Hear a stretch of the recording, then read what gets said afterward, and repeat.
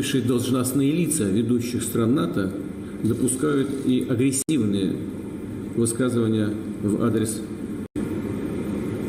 нашей страны. Поэтому приказываю министру обороны и начальнику генерального штаба перевести силы сдерживания российской армии в особый режим несения боевого дежурства. Vladimir Putin has accused the West of taking unfriendly steps against his country. International tensions are already mounting over the Russian invasion of Ukraine, and the Russian president's order could cause further alarm. Russia's ally Belarus also threatening to deploy nuclear weapons if Poland or Lithuania do so. Responding to Russia's move of putting its nuclear deterrence forces on high alert, the White House has said that the Russian president is manufacturing threats that do not exist in order to justify further aggression. The White House also said that the recent threats are a pattern that America has seen from Vladimir Putin through the course of this conflict.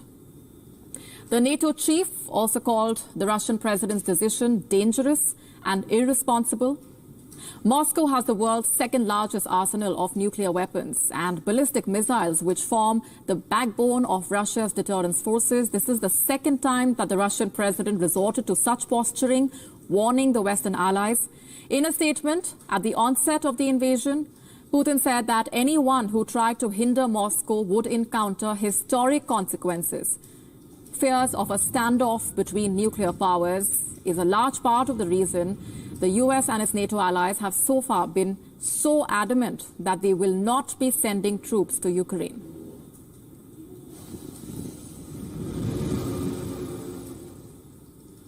Dr. Curry and Amanda still with us. Dr. Curry, first to you about how and to what extent Russia would have been prepared to deal with the West sanctions, given the threats of these sanctions being imposed coming in for days and weeks now, and to what extent Russia would be prepared at this point? I don't think Russia expected this to happen. It's always been used as a threat, but as was mentioned in one of the earlier reports, Putin had said in 2014 that cutting them out of the banking system would be seen as an act of war. And this is one of those situations where, although we didn't expect Vladimir Putin to invade Ukraine, he also did most likely not expect the United States and their allies and partners to push for kicking Russia out of the SWIFT banking system. This is going to affect a lot of things. This is even affecting people that are working in positions like you and I. Journalists right now in Moscow are talking about how they're being asked to pay their hotel bills in advance because store owners, hotel owners are afraid that they won't be able to accept international credit cards. There's been a run on banks. The ruble is dropping in the exchange rates. This is affecting everyone. And I don't think that any country can become prepared for being kicked out of the SWIFT system because the world is now so interconnected. Being pushed to the outside of that is going to affect all walks of life, from business to everyday life, and the amount of people in Russia that receive funds from family members working outside of Russia. They're going to be affected probably most. Amanda, help us better understand the impact of these sanctions against Russia on the West itself and the far-reaching implications of these harsh measures. Well, I think the fact that the West has now been ready to impose, very tough sanctions, even though there is a recognition there is going to be significant economic pain, in the EU included, shows how serious they take the threat and the war that's going on in Ukraine from Russia, because it is going to be painful for the West. It's not going to be something that's light. And it will become more painful the more serious the sanctions become that are placed on Russia. But this is something that absolutely needs to be done, because this is not just about Ukraine. This is about the world, the free world, about our democracy, our values. You need to stand up to a geopolitical bully, and this needs to be done now, and it needs to be done hard. Right. Dr. Curry, let's also talk about the stance taken by Germany through the course of this conflict. There's been a marked shift when it comes to, for example, the Nord Stream project. Now, with Germany ready to send arms as well, what is the larger message that Berlin is sending across? Well, at least there's just one message now. As the conflict started heating up 3-4 weeks ago, you saw Germany's newly elected cabinet not really on the same page with some of their messaging. The Social Democratic Chancellor Olaf Scholz was saying one thing. The Green Party's Annalena Baerbock, who's also now the foreign minister, was saying another thing. And then you had the defense minister, who's also a social democrat, saying that energy policy and security policy were not connected. And that was very disappointing to many Ukrainians, because you'll have to understand the context that Germany uses the logic that there is some type of debt towards Russia because of what was inflicted on Russia by Nazi Germany in World War II. What's often forgotten is that Ukraine experienced the most human loss per capita of any country, but often these losses are calculated to the Soviet Union rather than looking at the area that is now Ukraine. So Ukrainians felt at the beginning that they were being forgotten and they were going to be left quasi holding the bag. You had been talking about the financial repercussions, or Amanda had the financial repercussions, and that this has to be taken. If we look towards Ukraine, though, it's not only going to be financial repercussions. People are losing life. And I've noticed in the past days that German politicians are trying to reframe this discussion away from, a very driven economic discussion into European solidarity and talking about the importance of democracy and how what is going on in Ukraine cannot be tolerated. I think it was a miscalculation by Putin, because I don't think he expected this to happen, especially in Germany. And for your viewers that haven't been following it as closely, today Germany really did a policy 180. Yesterday was maybe the first foreshadowing of this event, because they finally decided that they would sell or provide Ukraine weapons. And they had been saying they would not supply weapons to any country that was in a conflict, even if they were defensive weapons. That has now shifted yesterday. And today in the German parliament, the Deutsche Bundestag, there was several speeches about how Germany is now completely shifting its defense policy, and it will try to support Ukraine. And it's planning on spending at least 2%, I believe, of its GDP now on defense.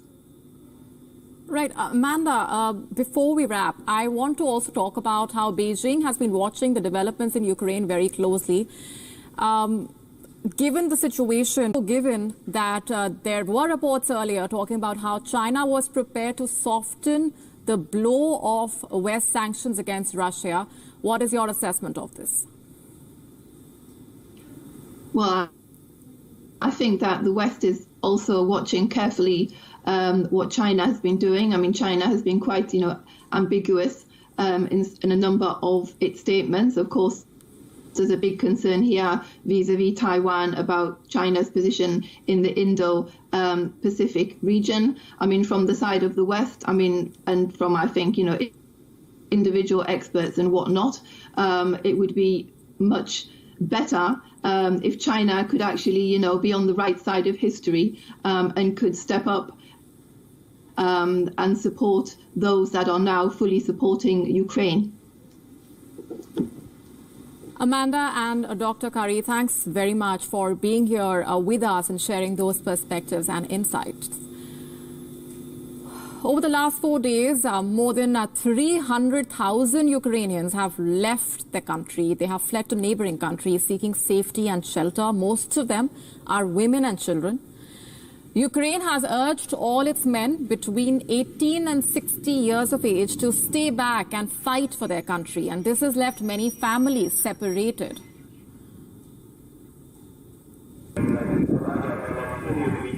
My My father is military, so he's in Kiev, he's defending Kiev, and my family, my mother and my sister and kids and my cat, they stayed in the western Ukraine. There is a house. It's safe, but not really, because there were sirens last night. No one of us expected war. Never. We thought this is like something we've just heard about a lot and something we just watched. Watching movies, you know. We're taking a breather at this point, but stay tuned to We On World is One as we continue to get you the latest coming in from Ukraine.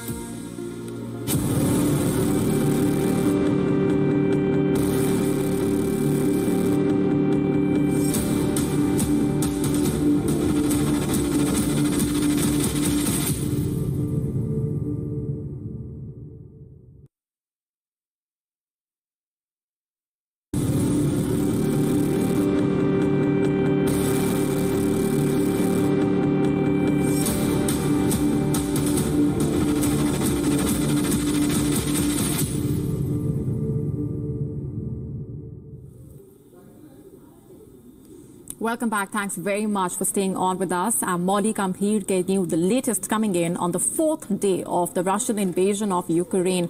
Russian forces and armored vehicles continue to advance into major Ukrainian cities, including the capital. Diplomacy that took a back seat with Russia's escalating offensive is now getting a renewed push. Ukraine has agreed to hold talks with Russia at the Belarus-Ukraine border near the Chernobyl exclusion zone. Ukraine's foreign minister says that Kiev will not buckle down at the talks with Russia over its invasion. The announcement comes just minutes after the deadline previously set by the Russian delegation for the negotiations had expired, and it followed a telephonic conversation between Volodymyr Zelensky and Alexander Lukashenko.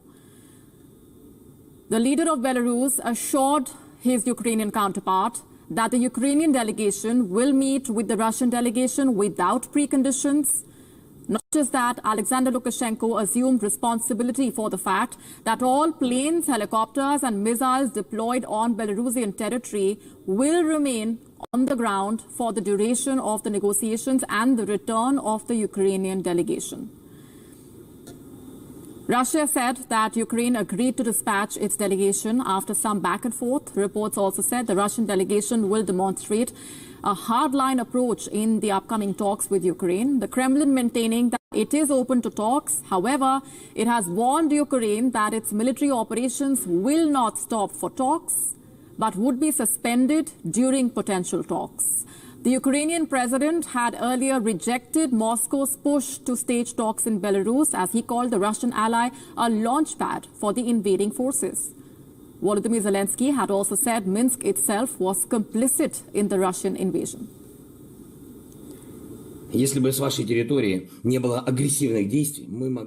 If hostile actions have not come from your territory, it would have been possible to talk in Minsk, your city. When you were neutral, we talked in Minsk. We met many times. And this is the right thing to do. It's true. It's how we should talk, as neighbors. But right now you have not made your most important choice. And it must depend on you. Not on Russia, not on Ukraine, not on the US, but on Belarusian people. That is why we say no to Minsk. Other cities can be the place for talks. Of course, we want peace. We want to meet. We want to end the war. Warsaw, Bratislava, Budapest, Istanbul, Baku.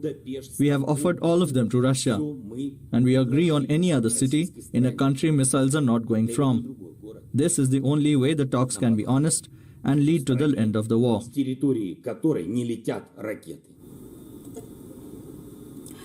Russia's strongest ally, China, had also urged Moscow to negotiate earlier in his first phone conversation with his Russian counterpart since Moscow attacked Ukraine. The Chinese president, Xi Jinping, reportedly said that Cold War mindsets should be abandoned and security concerns of different countries must be respected.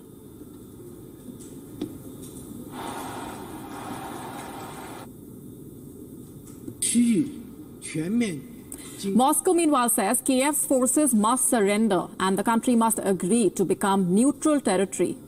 Russian ground forces have launched a multi-pronged invasion into Ukraine and have been facing resistance from the Ukrainian forces. In fact, earlier today, the Russian president released a video message thanking Russia's special forces for fulfilling what he calls their heroic duty in Ukraine. Хочу поблагодарить командование, личный состав сил специальных операций, ветеранов подразделения спецназначения за верность присяге, за безупречную службу во имя народа России и нашей великой Родины. Особая признательность тем, кто в эти дни героически выполняет свой воинский долг в ходе специальной операции по оказанию помощи народным республикам Донбасса. Meanwhile, people across the world have come together to denounce the Russian invasion of Ukraine and to express solidarity with the citizens of Ukraine. Thousands from over 60 countries took to the streets demanding peace in Ukraine and stricter sanctions against Russia. Cut Russia from SWIFT. Cut Russia from SWIFT. Cut Russia from SWIFT. Єднаємо собраття, злиму священну Україну. The thing that I love most about her is how... Think about it. 1,000 years. This is not a conflict. Demand real sanctions. Please write to Congressman.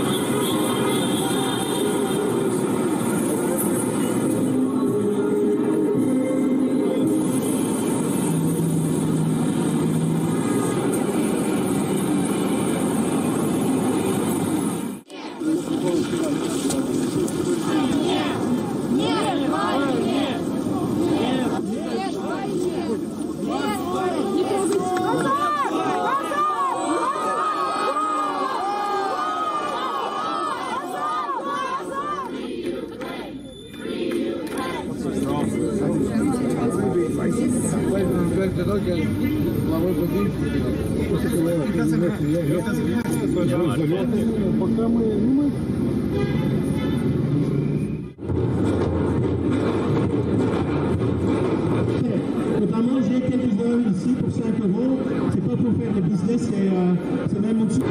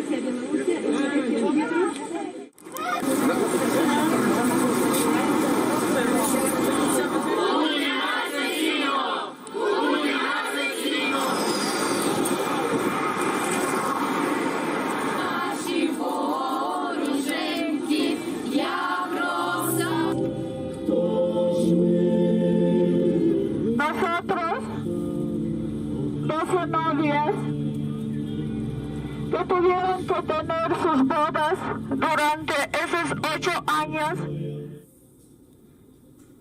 With that, we're taking a short break at this point, but stay tuned to Beyond World is One as we monitor the latest coming in from Ukraine.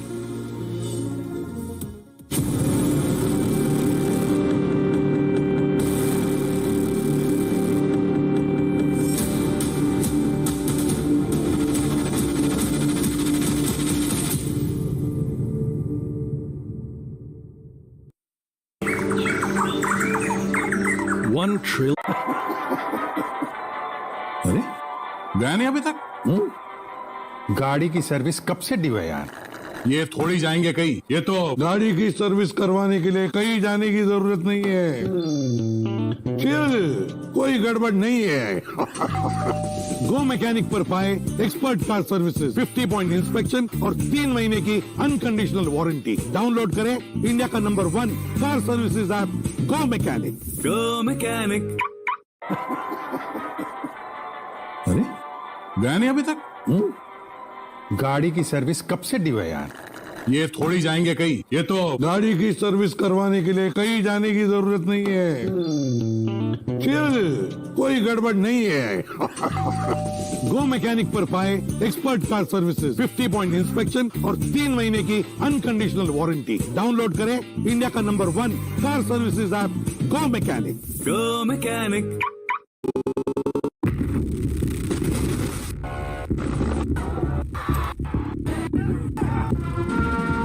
Joe Biden, now the 46th president of the United States, has a full plate in front of him.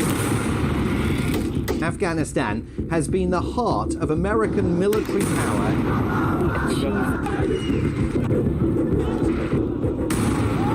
In a clear warning to China, India's military has now taken control of the country for 1 year. Made it concerned. It says that it's likely to miss by now. What was happening inside the virology lab in Wuhan?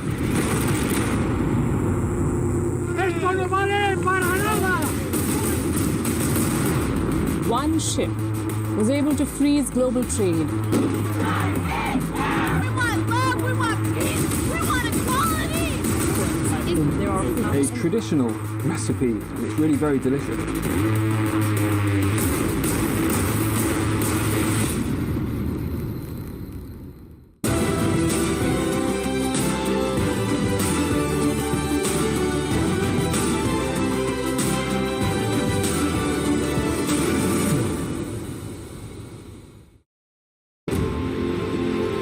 It's code red for humanity. The alarm bells are deafening. Wildfires, floods, and hurricanes. Extreme climate events warn of impending doom. Is the world heading towards a climate catastrophe? Watch WION's Climate Tracker weekdays at 12 p.m. GMT, 5:30 p.m. IST.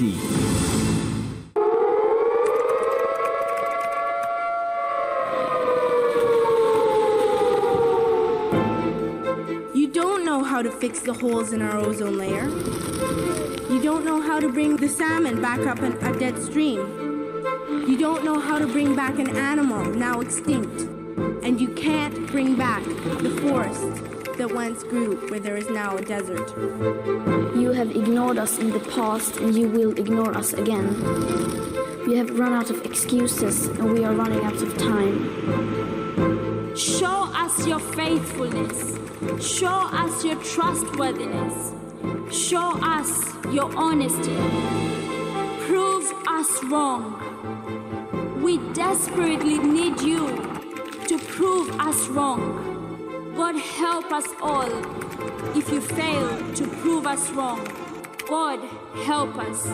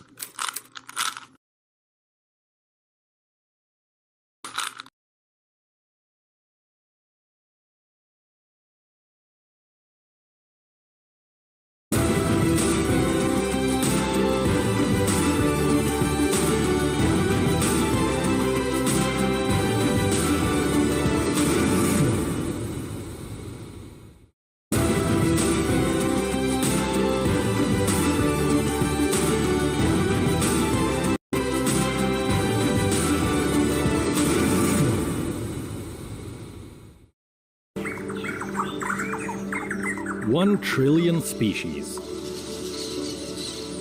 7.8 billion humans. 1.9 million species extinct. 1 planet. Where are we heading? What should we do? Watch Climate Tracker, only on Wheel. World is One.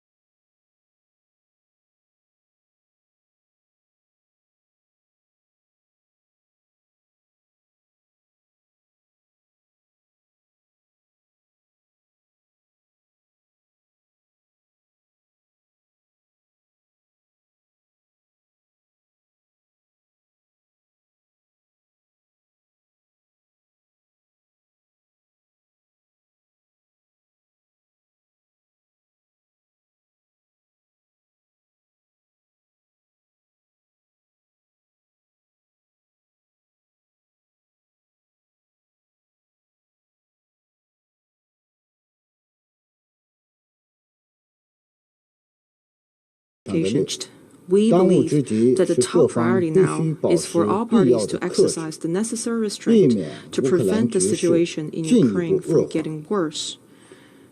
China supports and encourages all diplomatic efforts conducive to a peaceful settlement of the Ukraine crisis, and welcomes the earliest possible direct dialogue and negotiations between Russia and Ukraine. At the same time, China supports equal-footed dialogues between the EU and Russia on European security issues, and upholding the principle of undivisible security to eventually form a balanced, effective, and sustainable European security mechanism. China believes that the Security Council should give priority to regional peace and stability and the universal security of all countries, and play a constructive role in resolving the Ukraine issue. Actions taken by the UN should help cool the situation and facilitate diplomatic solutions to avoid escalation of tensions. I thank you, Mr. President. Thank you. Representative of the United Kingdom. Thank you, Mr. President. The United Kingdom welcomes the result of this vote today. By voting in favour of convening an emergency special session of the General Assembly on Ukraine tomorrow, the members of this Council have laid bare Russia's diplomatic impotence. Russia again was isolated in opposing this resolution. But Russia cannot stop the world from coming together to condemn its invasion of Ukraine. As each day passes in this unprovoked and unjustified war, support for the people of Ukraine, their plight and their fight for freedom grows. So we urge all members of the United Nations to use their voice tomorrow to call for the immediate withdrawal of Russian forces from Ukraine and end this war. Thank you. Thank you. I now give the floor to the representative of India.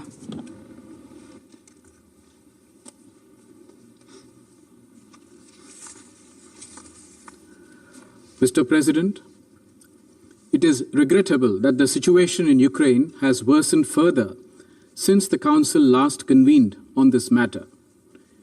We reiterate our call for immediate cessation of violence and an end to all hostilities. There is no other choice but to return back to the path of diplomacy and dialogue. Our Prime Minister has advocated this strongly in his recent conversations with the leadership of the Russian Federation and Ukraine. In this regard, we welcome today's announcement by both sides to hold talks at the Belarus border. The global order is anchored on international law, UN Charter, and respect for territorial integrity and sovereignty of all states. We are all agreed on these principles. We continue to be deeply concerned about the safety and security of Indian nationals, including a large number of Indian students who are still stranded in Ukraine. Our evacuation efforts have been adversely impacted by the complex and uncertain situation at the border crossings. It is important to maintain an uninterrupted and predictable movement of people. It is an urgent humanitarian necessity that must be immediately addressed. Taking into consideration the totality of circumstances, we decided to abstain. Thank you. Thank you. I now give the floor to the representative of Norway.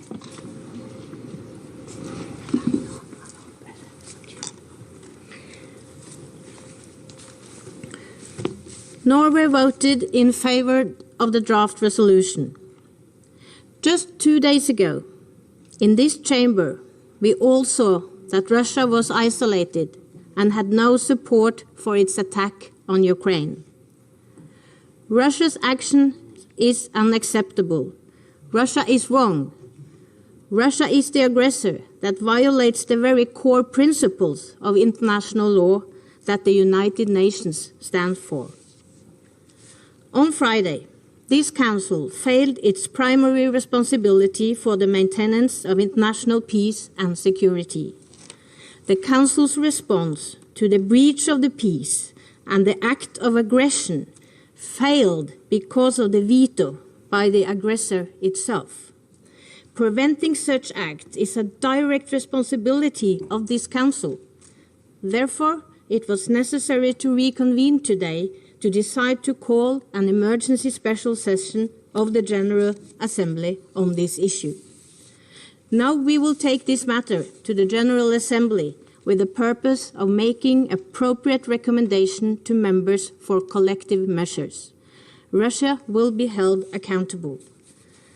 The civilian population, including children, is suffering the consequences of this horrifying conflict: killings, displacement and disappearances, fighting in and around urban areas, and the use of heavy explosive weapons, destruction of civilian infrastructure. We remain deeply concerned about the protected harm to the civilian population. Norway is on the side of the Ukrainian people and its government. We are providing further assistance to Ukraine. The Norwegian government has today decided to provide $226 million in humanitarian assistance to Ukraine. Let me conclude. by reiterating that Norway insists that the Russian Federation immediately, completely and unconditionally stops all fighting and withdraws all its forces from the territory of Ukraine. Thank you. Thank you. I now give the floor to the representative of Brazil.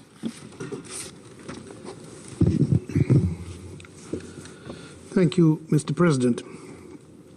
Mr. President, last Friday, my delegation laid out before the Council a comprehensive view of its concerns regarding the security developments in and around Ukraine. Nothing in the intervening period has led us to having had those concerns allayed. On the contrary, in fact, as we speak, the number of casualties, the human suffering, and the risks to international peace and security keep increasing by the hour. Indeed, UNHCR numbers recently spread already place the number of refugees at 422,000. We have voted in favor of the draft resolution before the Council, despite misgivings about its timing and its contribution to achieving peace. These misgivings stem ultimately from our unyielding commitment of respect for and interest in upholding the Charter and the role of the Security Council. The urgency of the situation has convinced us of the need to add the voice of the General Assembly to that of the Security Council in seeking solutions to the crisis in and around Ukraine. This in no way detracts from our firm belief that the Council, with its primary responsibility for the maintenance of international peace and security, has not yet exhausted the instruments and mechanisms at its disposal to contribute to a negotiated and diplomatic solution towards peace.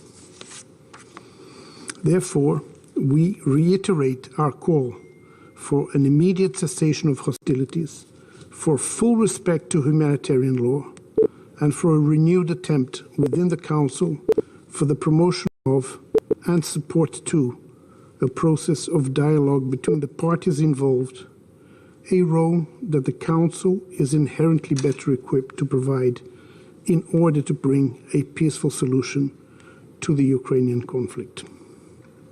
The Security Council and the General Assembly must work together. As we renew our calls for an immediate ceasefire, we also appeal to Ukraine and Russia to facilitate the withdrawal of all persons who want to leave the Ukrainian territory. Brazil already wishes to express its gratitude to Poland, Slovakia, Hungary, Moldova, Romania, and others who are facilitating the exit of people fleeing the conflict, in particular Brazilians and Latin Americans. Mr. President, let us be exceedingly cautious in moving forward in the General Assembly. The supply of weapons, the recourse to cyber attacks, and the application of selective sanctions, which could affect sectors such as fertilizers and wheat, with a strong risk of famine, entail the risk of exacerbating the conflict and not of solving it. We cannot be oblivious to the fact that these measures enhance the risks of wider and direct confrontation between NATO and Russia. It is our duty, both in the Council and in the General Assembly, to stop and reverse this escalation. We need to engage in serious negotiations in good faith that could allow the restoration of Ukraine's territorial integrity, security guarantees for Ukraine and Russia, and strategic stability in Europe. I thank you.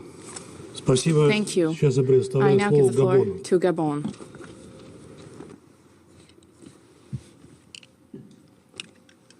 Merci, Monsieur le Président. Thank you, President. Le Conseil se réunit ce dimanche Council is dans meeting l'objectif this de donner Sunday écho au message sans équivoque de la communauté internationale contre la guerre en Ukraine.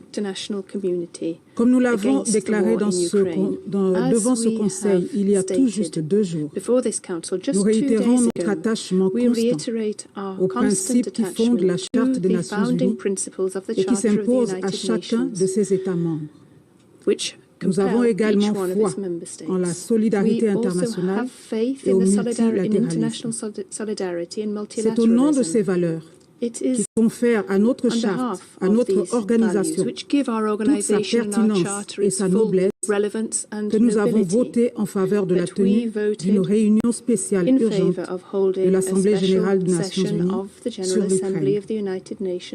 l'Ukraine. Nos pensées sont à cet instant pour les innocents qui essuient les affres d'une guerre qu'ils n'ont ni choisie ni provoquée, pour ces milliers de civils qui fuient leurs maisons, leurs villes, leur pays, pour trouver refuge ailleurs. Mon pays est très préoccupé par les attaques contre des civils et contre des biens publics civils et appelle à la désescalade. Nous appelons les belligérants à s'abstenir de toute utilisation ou menace d'utilisation d'armes dont les effets seraient indiscriminés. Pour terminer, le Gabon continue d'appeler à un cessez-le-feu immédiat et à la reprise d'un dialogue franc et sincère. Il est encore temps, il est toujours temps de choisir le dialogue et la diplomatie à la logique de la force. Je vous remercie. Thank you. Thank you. I now give the floor to the United Arab Emirates.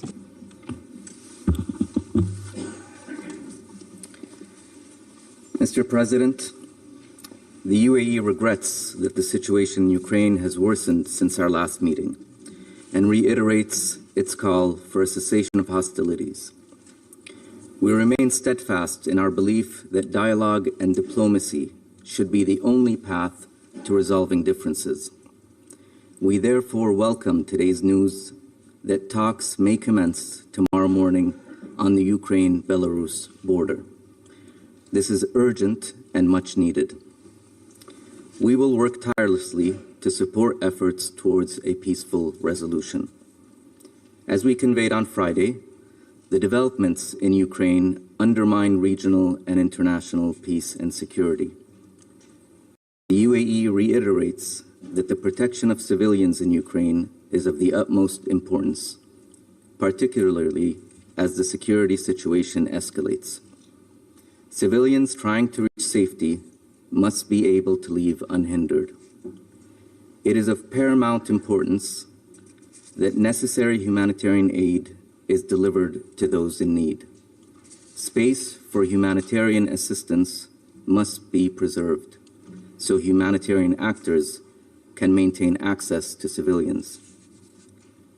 We emphasize the importance of upholding international humanitarian law and mitigating the impact of this conflict on the most vulnerable.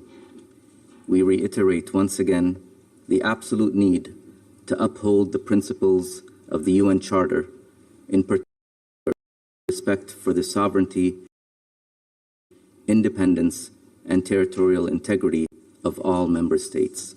I thank you. Thank you. I now give the floor to the representative of Ghana.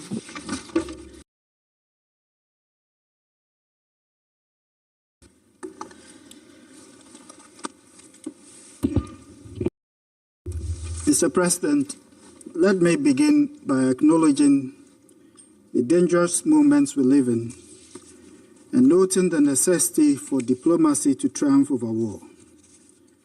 I therefore urge that even in this difficult moment, and as diplomatic representatives of our states, we maintain the commitment of our states to dialogue and the objectives of peace. Last Friday, because of the exercise of the veto, this Council was unable to assume its primary responsibility to act on a threat to international peace and security following the Russian Federation's aggression against Ukraine. It is time for the General Assembly to assume its residual responsibility and to pronounce itself on the matter. And it is for this reason that Ghana voted for this resolution just adopted.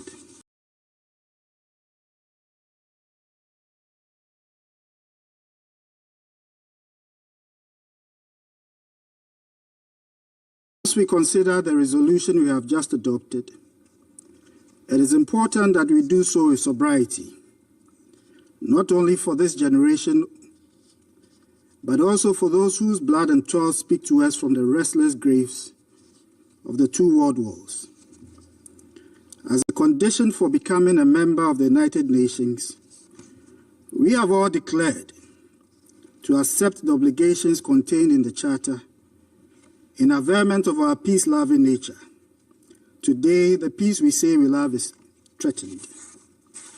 Ghana therefore calls on all member states to participate in the emergency special session of the General Assembly in a constructive manner, to unite around the call for peace in stopping this unjustified war that has already caused the needless loss of many lives.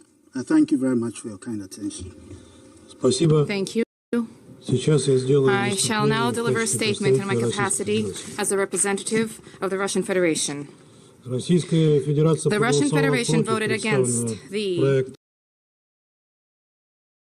draft resolution submitted in connection with the fact that its sponsors proposed that it be registered that the Security Council failed to exercise its primary responsibility for the maintenance of international peace and security.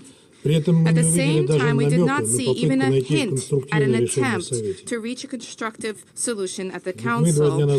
And yet, 2 days ago, we blocked a draft specifically for the reason that it was both one-sided and imbalanced. We have not seen any new initiatives since then. The UN and the United Nations Security Council were created in the post-war period with the aim of saving succeeding generations from the scourge of war. To that end, global powers concurred to reach agreement among themselves, ideally to reach consensus. And in any event, certainly not to attempt to push through decisions on one another, nor to attempt to disregard the interests of any member of the P5. This is precisely why the Council has the vested right for permanent members to block a decision. This is not a privilege. This is a mechanism for ensuring a balance of interests which is of such paramount importance for the entire world, and through this balance of interest for the achievement of global stability. Any attempt to circumvent the position of the Russian Federation, any attempt to disregard it undermines the very bedrock of the UN Charter. There is a need not to push through such schemes, but rather to endeavor to find common ground, regardless of our Western partners' attempts to avoid this, including when they disregarded our legitimate concerns in connection with NATO's policy and the Western countries' violation of the core principles of the OSCE on the indivisibility of security. Now there's a need to focus on resolving the situation which precipitated the crisis with which we are grappling. This crisis broke out not as a result of the launch of the Russian special military operation in Ukraine, but much earlier, when for 8 years you turned a blind eye to the crimes perpetrated by the Ukrainian nationalists in Donbass. And again, today, you did not mention at all the suffering of the residents of Donbass. For it was indeed what was the homes in Donbass which was raised by the Ukrainian armed forces, and these images are now being taken by Western military outlets and being portrayed shamelessly as the consequences of our military operation in Ukraine. And today, during this meeting, once again, we hear lies, deceit, and fakes. Effectively seized as hostages the residents of Ukraine, and they are using them now as human shields. There is a multitude of evidence from the Ukrainians that the nationalists, despite their protests, are taking heavy equipment, multiple rocket launchers, and deploying them in residential areas. This is an egregious violation of international humanitarian law, which needs to be duly condemned.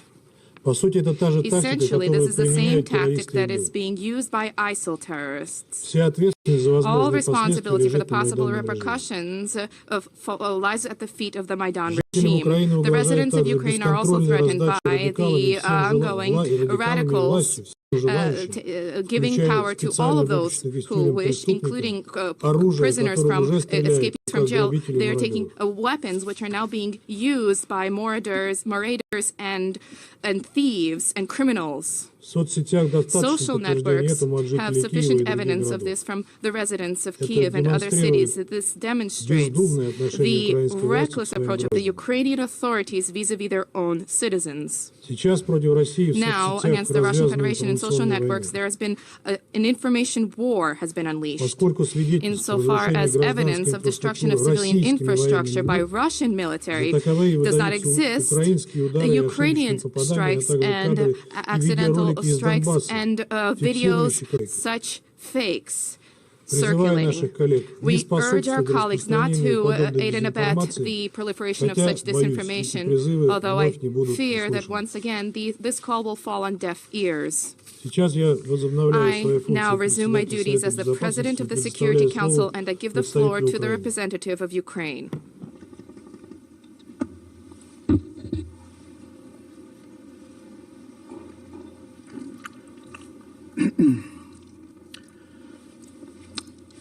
Distinguished members of the Security Council, I would like to express my gratitude to those of you who have supported the request to call the UN General Assembly emergency session. I immediately express my regret that once again the Rule 20 of the provisional rules of the Security Council has not been properly applied by the Presidency. However, I express my relief that this rape of the Institute of the Presidency of the UN Security Council will be over in less than 48 hours. For those who appears to see no reason in supporting the request to have the emergency session, despite my yesterday's letter sent to all of you, but the representative of the aggressor, I would like just to tell you the following. Do you know the most often warning now in the most of Ukrainian cities? Attention, air raids, please proceed to the shelters. And I do recommend you to look at the pictures and footages of what happened afterwards, day to day, night to night. I will continue to invite all members of the Security Council to join the catharsis, this purgation of this institution, that will only save this institution for next generations. Russia persists in its aggression despite the initial plan of Blitzkrieg. And it failed, and we all see it. This failure prompted the bloody and mad Russian leadership to order heavy shellings of the residential areas, critical infrastructure and storages of hazard materials in retaliation for Ukrainian resilience and resistance. It is extremely alarming that the Russian president has resorted today to open nuclear blackmail. The world must take this threat very seriously.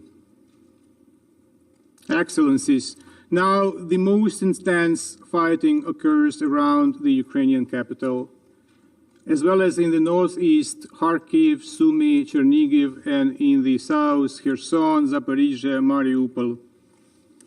Long-range operational and tactical aircraft, high-precision long-range weapons, multiple rocket launcher systems are widely used against the Ukrainians.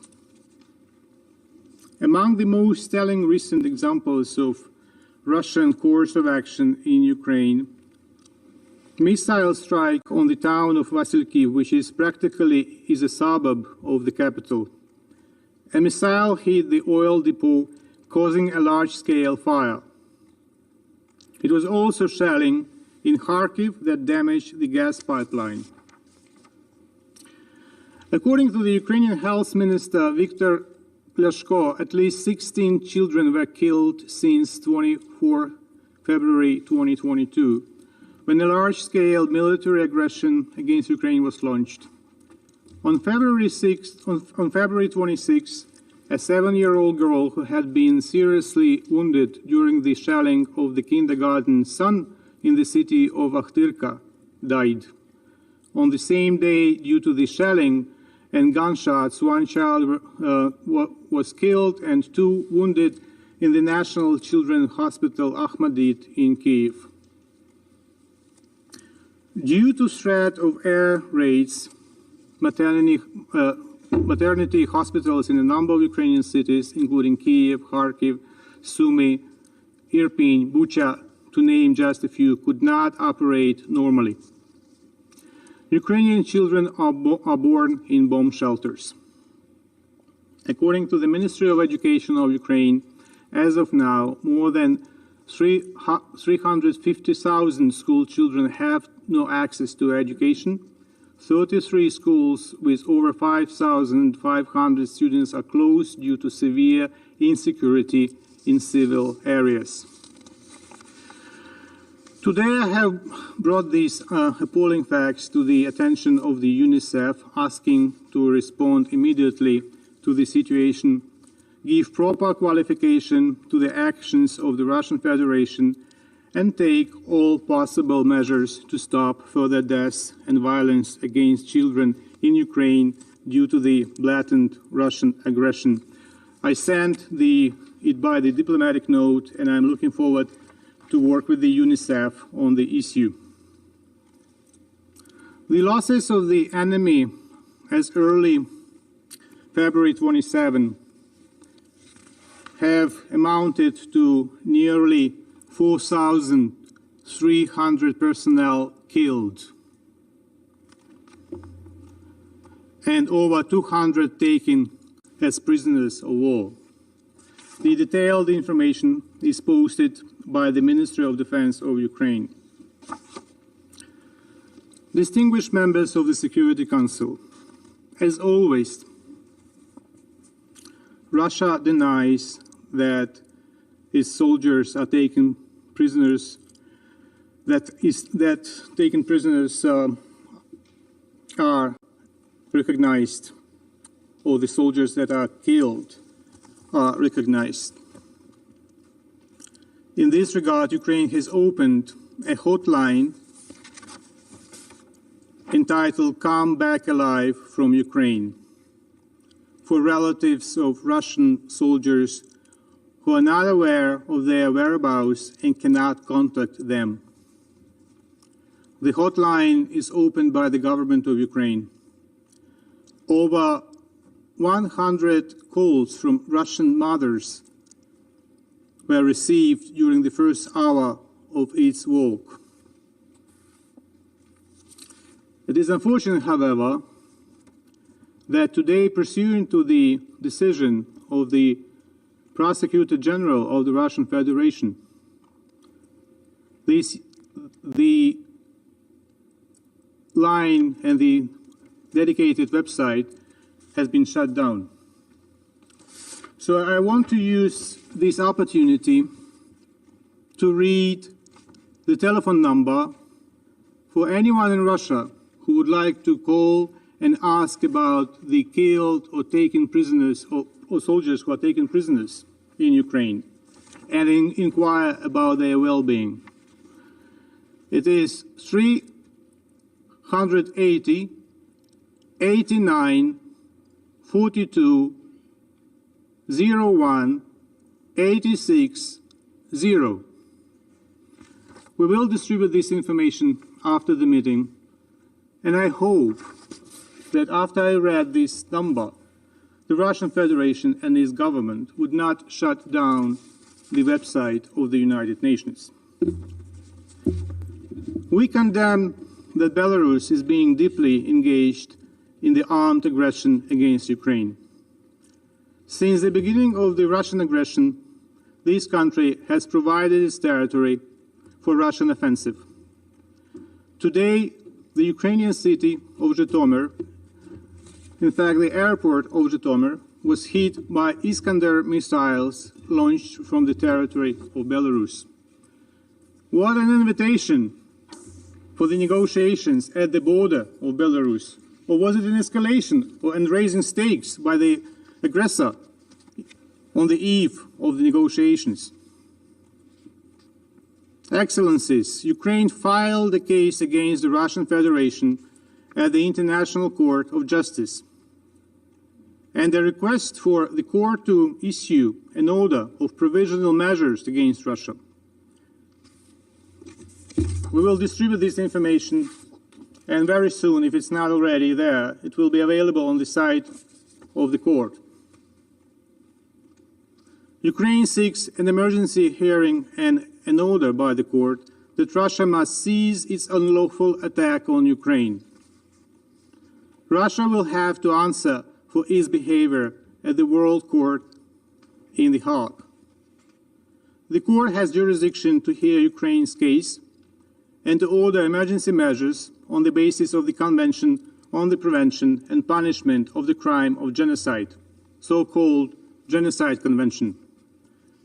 The Genocide Convention is one of the most important international treaties drafted in response to the horrors of the World War II and the Holocaust. Russia, however, has twisted the concept of genocide and perverted the solemn treaty obligation to prevent and punish genocide.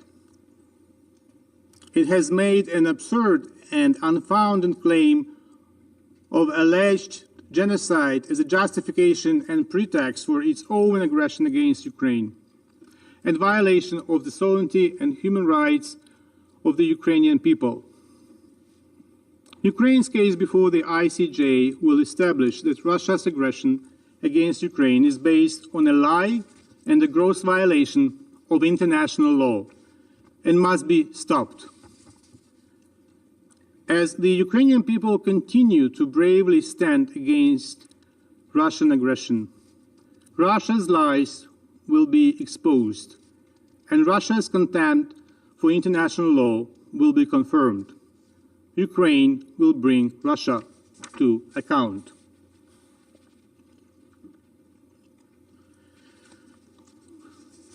I will switch to Russian. В завершение я хотел бы обратиться лично к послу Российской Федерации. На одном из предыдущих заседаний я говорил о детях и родителях, которые гордятся или стыдятся из-за поступков своих родных. Мне показалось тогда, что вы приняли мои слова очень лично. Я был бы готов взять свои слова обратно, если вы последуете примеру своего коллеги Олега Анисимова, главы делегации Российской Федерации на закрытии межправительственной экспертной группы по изменениям климата,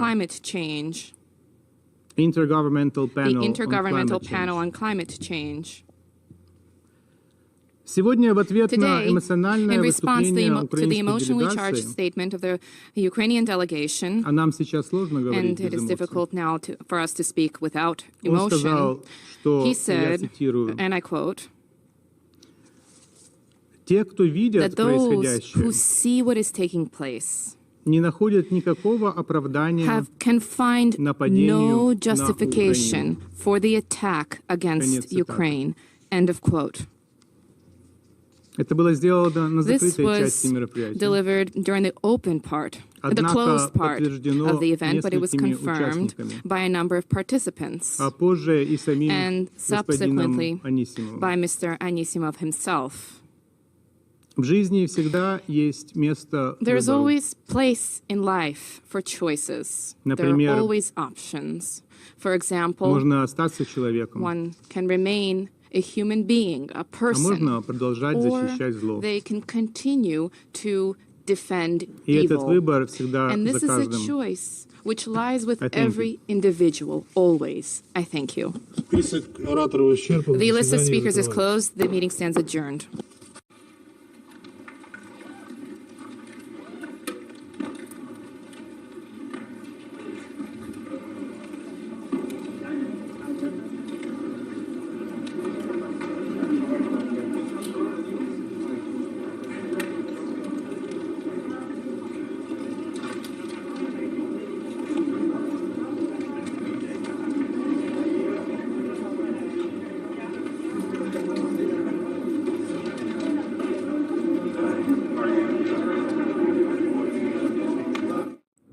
All right, you were just listening in there to the United Nations talking about the Russian invasion of Ukraine. We're going to take a quick 2-minute commercial break. There goes the shot. We'll see you back here in 2 minutes.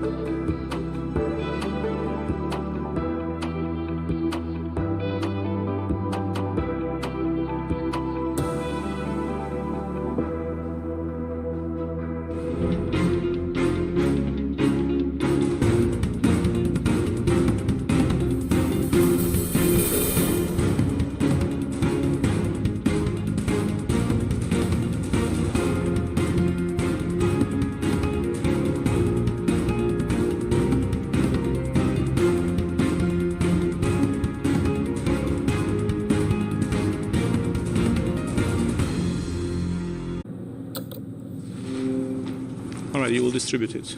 Thank you.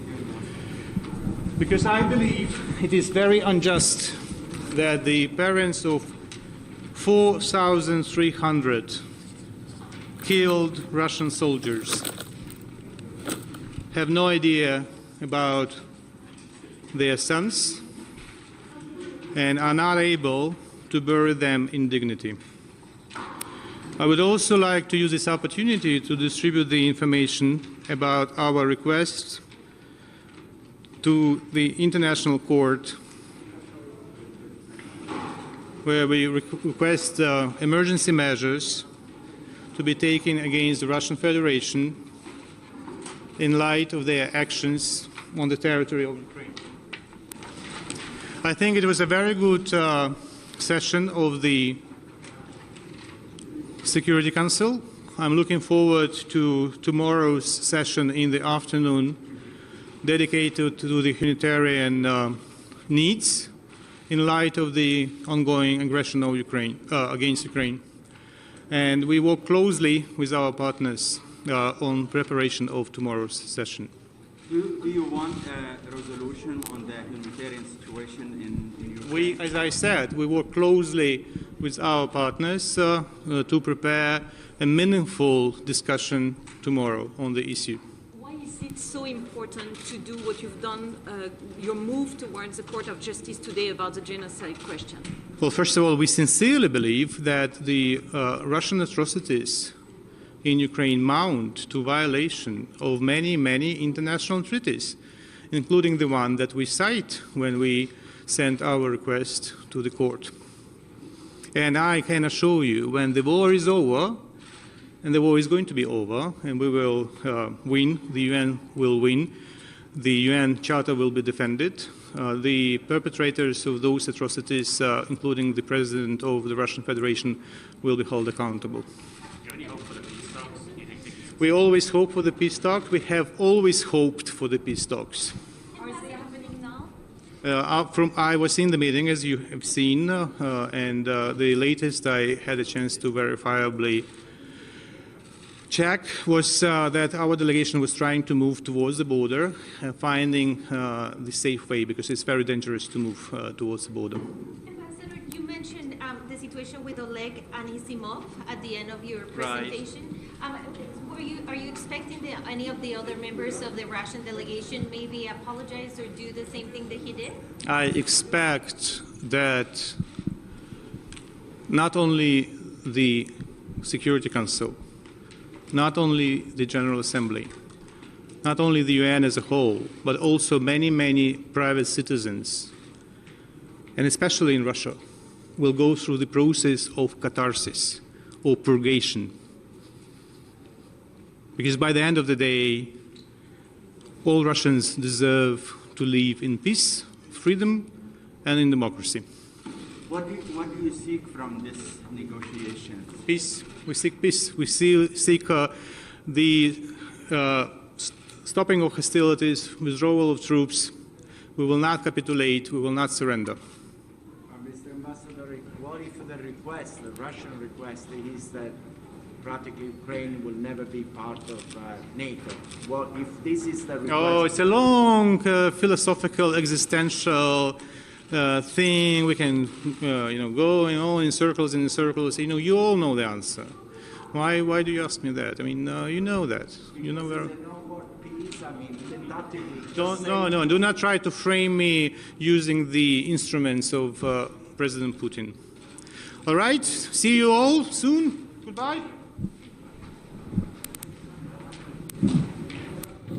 All right, that was the latest there, again, out of the UN. Long discussion there from the Security Council. We are now going to go to Detroit, Michigan, where there is another Ukraine rally. This is what is on the ground there. Again, these are live pictures right now. We just came out of a live event out of Chicago as well. Thousands of people there were speaking. Of course, Chicago Mayor Lori Lightfoot was also speaking. So far with this view, I don't know exactly who is on the ground here speaking in organization, but as you can see, pro-Ukraine flags abundant. This is right there in downtown Detroit.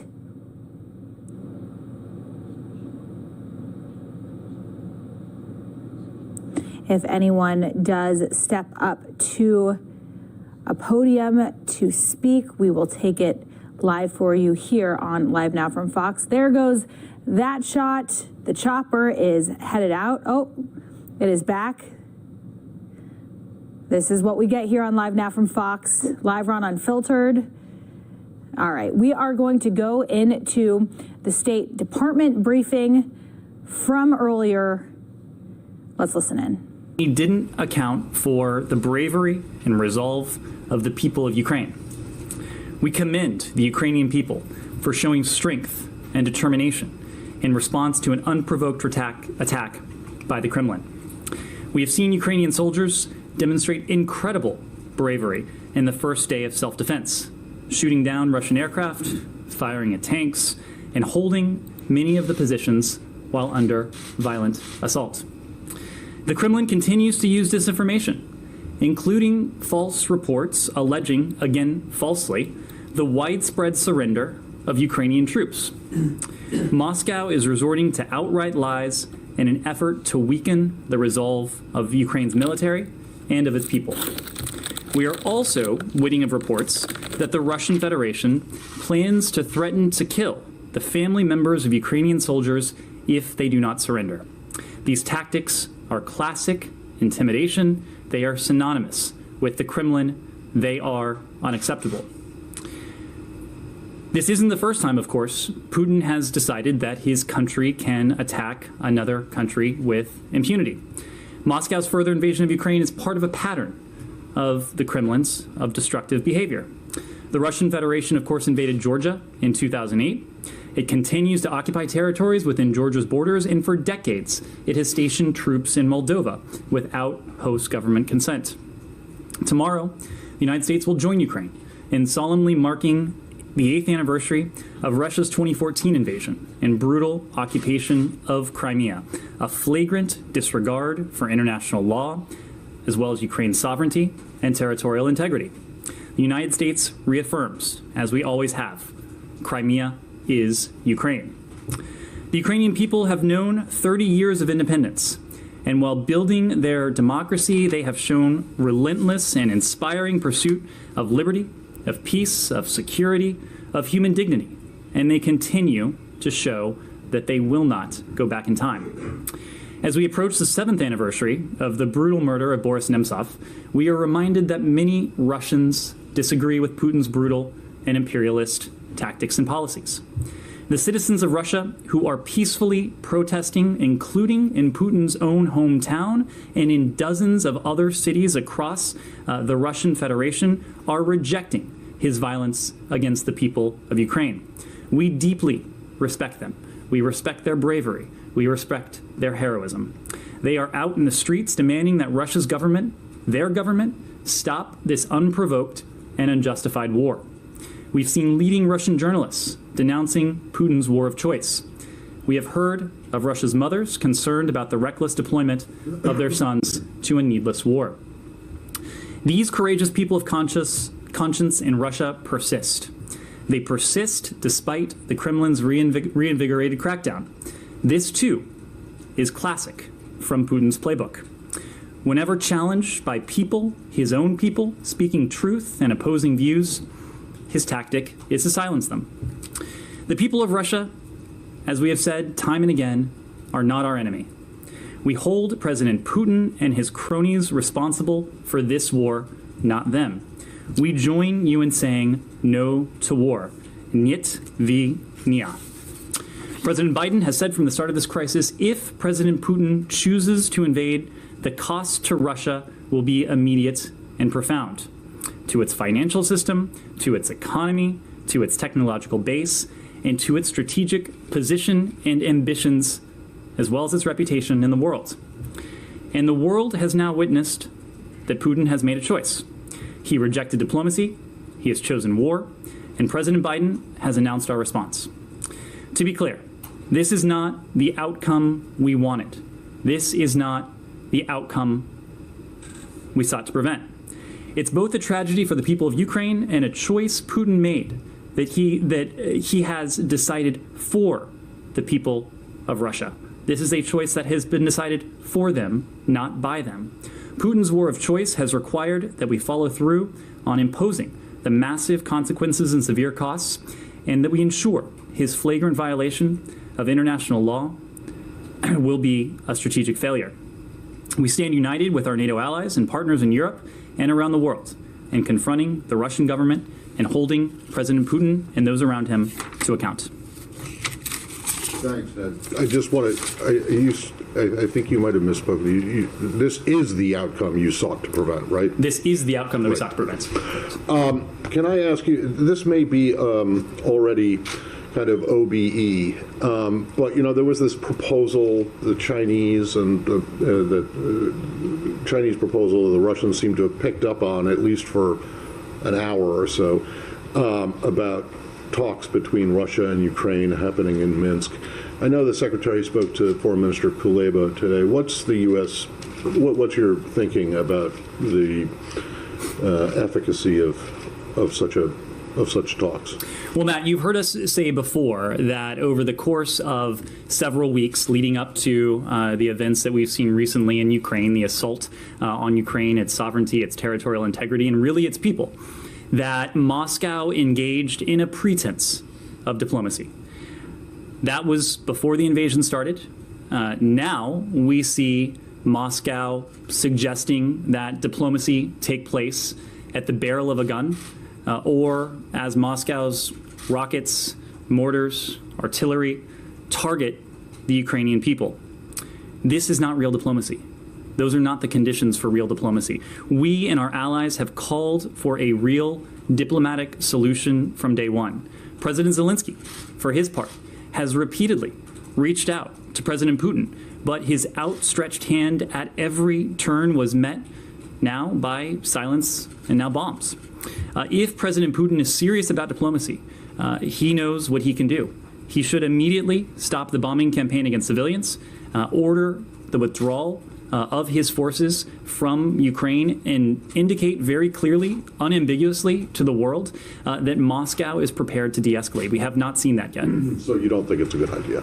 We have not seen any indication that Putin is prepared to de-escalate. We have not seen any indication that he is willing to create the conditions in which diplomacy can succeed. Just to put a super fine point on it, it is not the question of the venue. If the same talks, without some kind of significant change from the Russians, you don't think talks anywhere? This is a question that is much more fundamental than the venue. This is a question of whether diplomacy can succeed under these conditions. We do not think it can. Okay. Then just secondly and finally for me, Finland and Sweden were invited to participate in this NATO meeting in Brussels earlier today. And the Russians have, issued a warning, saying that if they were to join NATO, and I know that there isn't any current plan for them to do so, but if they were, that there would be repercussions, military and political repercussions for them. Now, I'm not going to ask you whether the U.S. would encourage or support Finland or Sweden to join NATO, but there are conditions that have to be satisfied. For aspirants have to satisfy certain conditions to become members. Do Finland and Sweden currently, as they are now, meet those conditions for membership? That is a question, Matt, for NATO, but there is a more fundamental question that your question actually gets at. And that is really what is at stake in this conflict. We have made the point before that Ukraine is a valued partner of the United States. Its people are partners of the American people. But this, in some ways, in many ways, is bigger than a territorial conflict between Russia and Ukraine. It is bigger because these are about the foundational principles that for 70 years now, since the end, over the course of 2 world wars and since the end of the Cold War, principles that have undergirded and really fueled unprecedented levels of stability, of prosperity, of security the world over, in Europe, Indo-Pacific, and everywhere in between. That is what Putin is threatening. In addition to the territorial integrity of Ukraine, the people of Ukraine, the government of Ukraine, what Putin is threatening is this rules-based international order. And one of the central precepts of that rules-based international order is the foundational truth that every country should be free to determine its own policies. Its own domestic policy, its own foreign policies, its partnerships, its alliances, its associations, its aspirations. That is what Putin has sought to trample on in Ukraine. It is what, if we are to listen to at least this bluster, we may be led to believe he wants to trample on beyond Ukraine. I get that, but that's not my question. Is about Finland and Sweden. It's not about what Putin's policies are. Ukraine has made it very clear that it wants to, or the current government of Ukraine has made it very clear that it wants to join NATO, and NATO has said, no, you're not ready yet. And what my question is if, and I know you're not going to want to answer a hypothetical, but if you're going to say no, do Finland and Sweden meet the criteria for NATO membership? So first, should they apply tomorrow? Would they have to, would they have to do, are they democratic enough? So do they uphold human rights? Do they? So let me make 3 points. It is up to Finland and Sweden to determine for themselves if they wish to join NATO or any other alliance. It is our firm position and a firm position of the NATO alliance that NATO's door remains open to all eligible aspirants. And 3, ultimately, if a country does aspire for NATO membership, that's a decision for NATO, not for any other country. I just want to know, would the United States support? You don't support Ukraine's membership in NATO right now. Matt, you yourself have just said that neither Finland nor Sweden have indicated that they aspire to join NATO. So that's why I tried to couch the question on whether they would currently meet the criteria to become. I am going to let Finland and Sweden speak for themselves. Yes, Vivian. Thanks, Ned.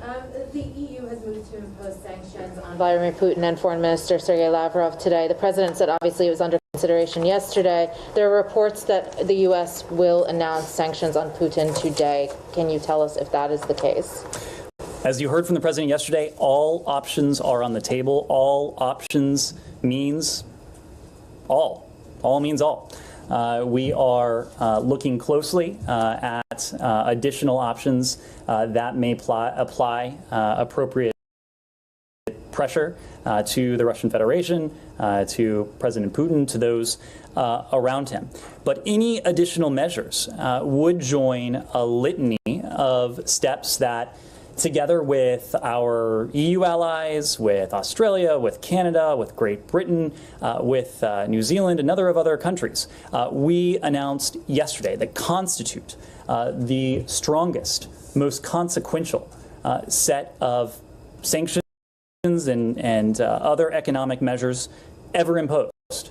And the fact that they are responsive to this brazen, brutal, unprovoked aggression on the part of Russia against Ukraine speaks to their strength and why that strength was and is necessary. So any additional measures would complement the fact that we announced yesterday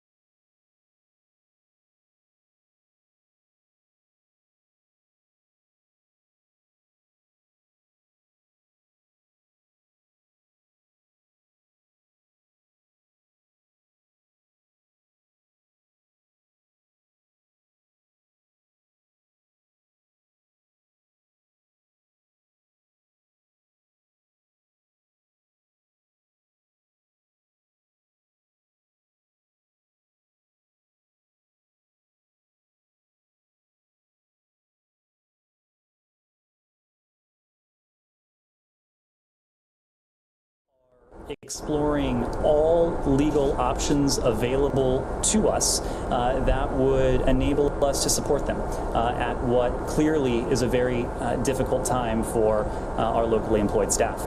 We've already taken some important steps. We've implemented paid administrative leave for all staff unable to work or telework, regardless of their location.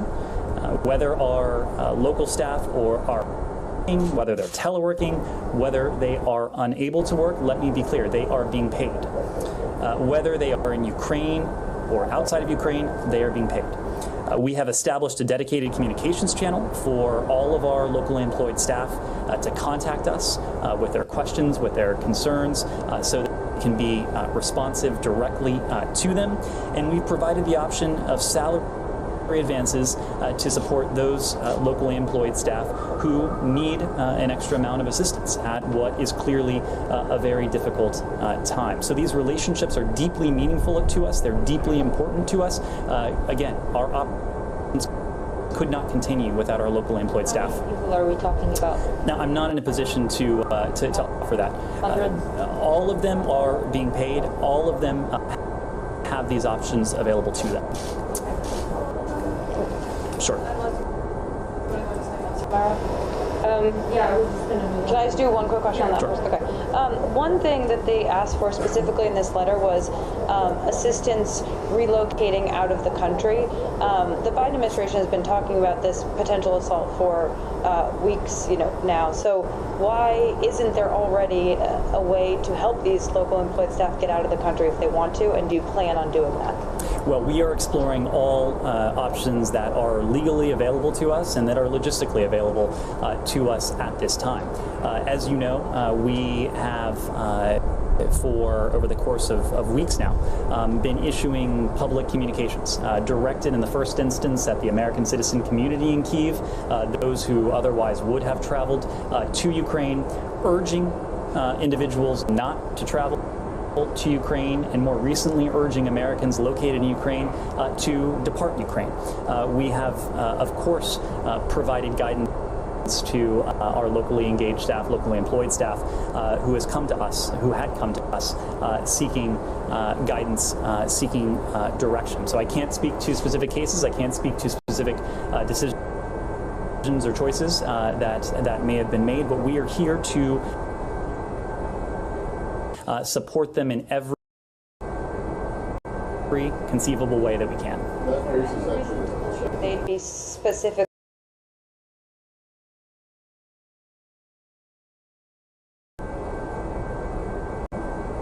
Subject to Russian aggression. I'm sorry? Is there any reason to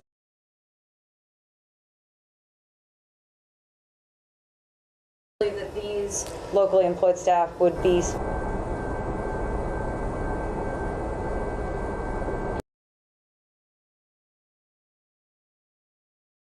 specifically subject to aggressions? I have not seen any indication that they would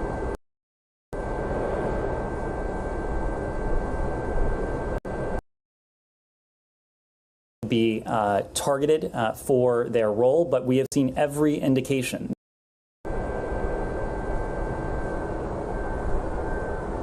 that this is intended to be on the part of the Russian Federation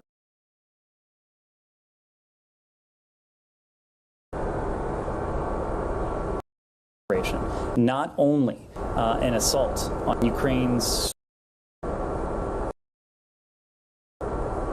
territorial integrity, not only an assault on its government, but also an assault on the Ukrainian people.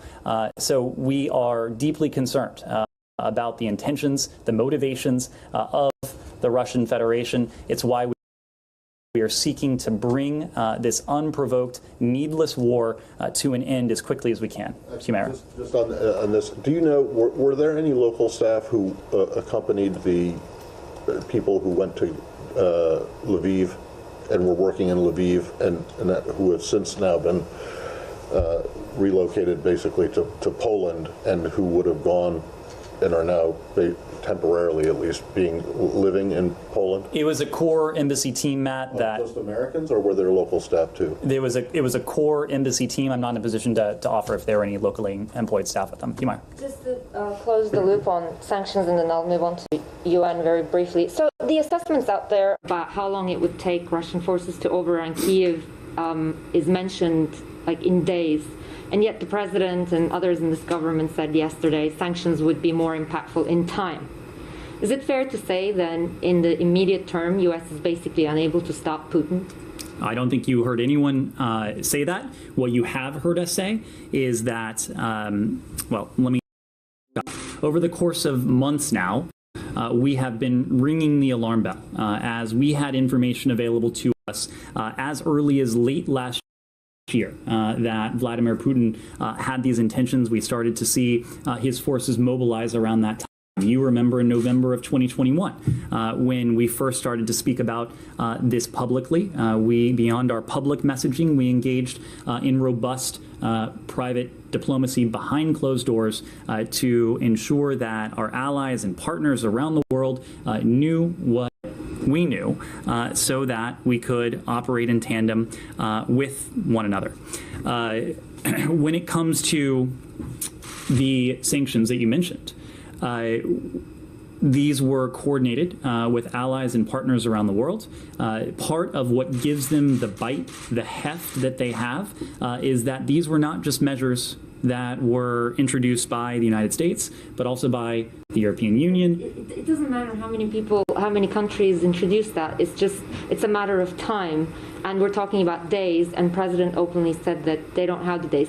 But you will look, if you see what has transpired in the Russian marketplace over the course not only of recent days, but of recent weeks. The threat of these massive consequences have pushed the ruble to its lowest levels in years, pushed the Russian stock market, pushed down investor sentiment, and have made clear that these measures have tremendous bite. And we saw that yesterday when these measures were introduced. So what is true is that these measures are designed to garner strength, to garner momentum over time. But with their immediate introduction yesterday, on top of the measures that we imposed on Monday in response to President Putin's recognition of these so-called republics in eastern Ukraine, you have seen that there has been an immediate effect. There has been an immediate bite.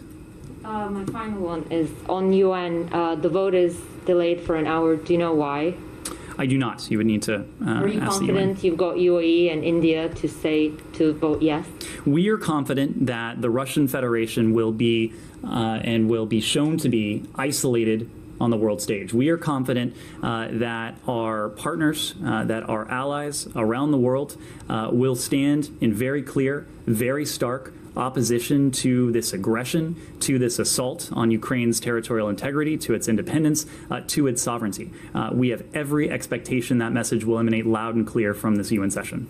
All your partners, including India and UAE. We have every expectation that message will be loud and clear to the Russian Federation, unambiguous to President Putin. Yes. Can I follow up on something that you said when you were speaking with Matt? You said if you were to listen to the blunder of President Putin, you might believe he was willing to go beyond Ukraine. Do you have reason to believe that that is the case?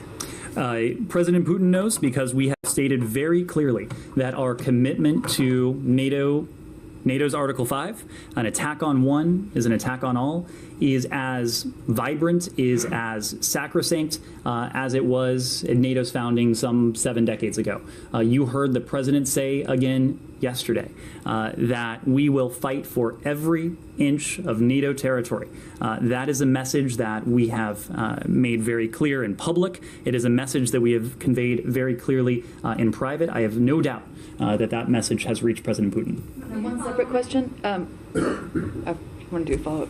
And then I'll hand it right back to you. But is there anything specific to indicate? The NATO Secretary General said today that there are indications that the Kremlin's objectives span beyond Ukraine. Is there anything to suggest from the U.S.'s perspective that they do? Well, what we have seen from President Putin, not only in recent days, but in recent years, is his desire to go back to an era that has long since passed, an era in which spheres of influence are acceptable, an era in which large countries can bully small countries, an era in which might equals right. That is an era that should have ended, certainly with the fall of the Berlin Wall, certainly with the end of the Cold War. But of course, President Putin has other desires, other aspirations. It is our task to reinforce the rules that have, again, governed the international community over the course of some 70 years, but certainly in more recent years since the end of the Cold War. Abigail. Can you give us any update on your efforts to help Americans who are still in Ukraine?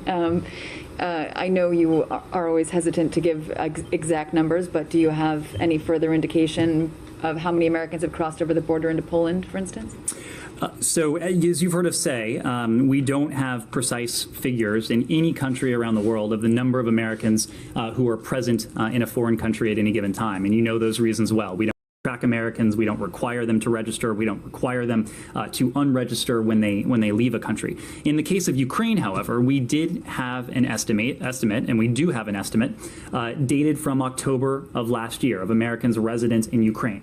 At the time, October of 2021, there were 6,600 Americans resident in Ukraine by our estimation, and that estimation was based on data from our Ukrainian partners. It was based on data that was available to us as well, including data from local organizations.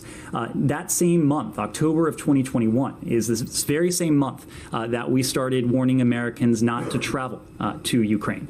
It was those warnings were later superseded by clear and consistent encouragement to Americans to leave the country, and most recently, warnings that Americans should leave the country.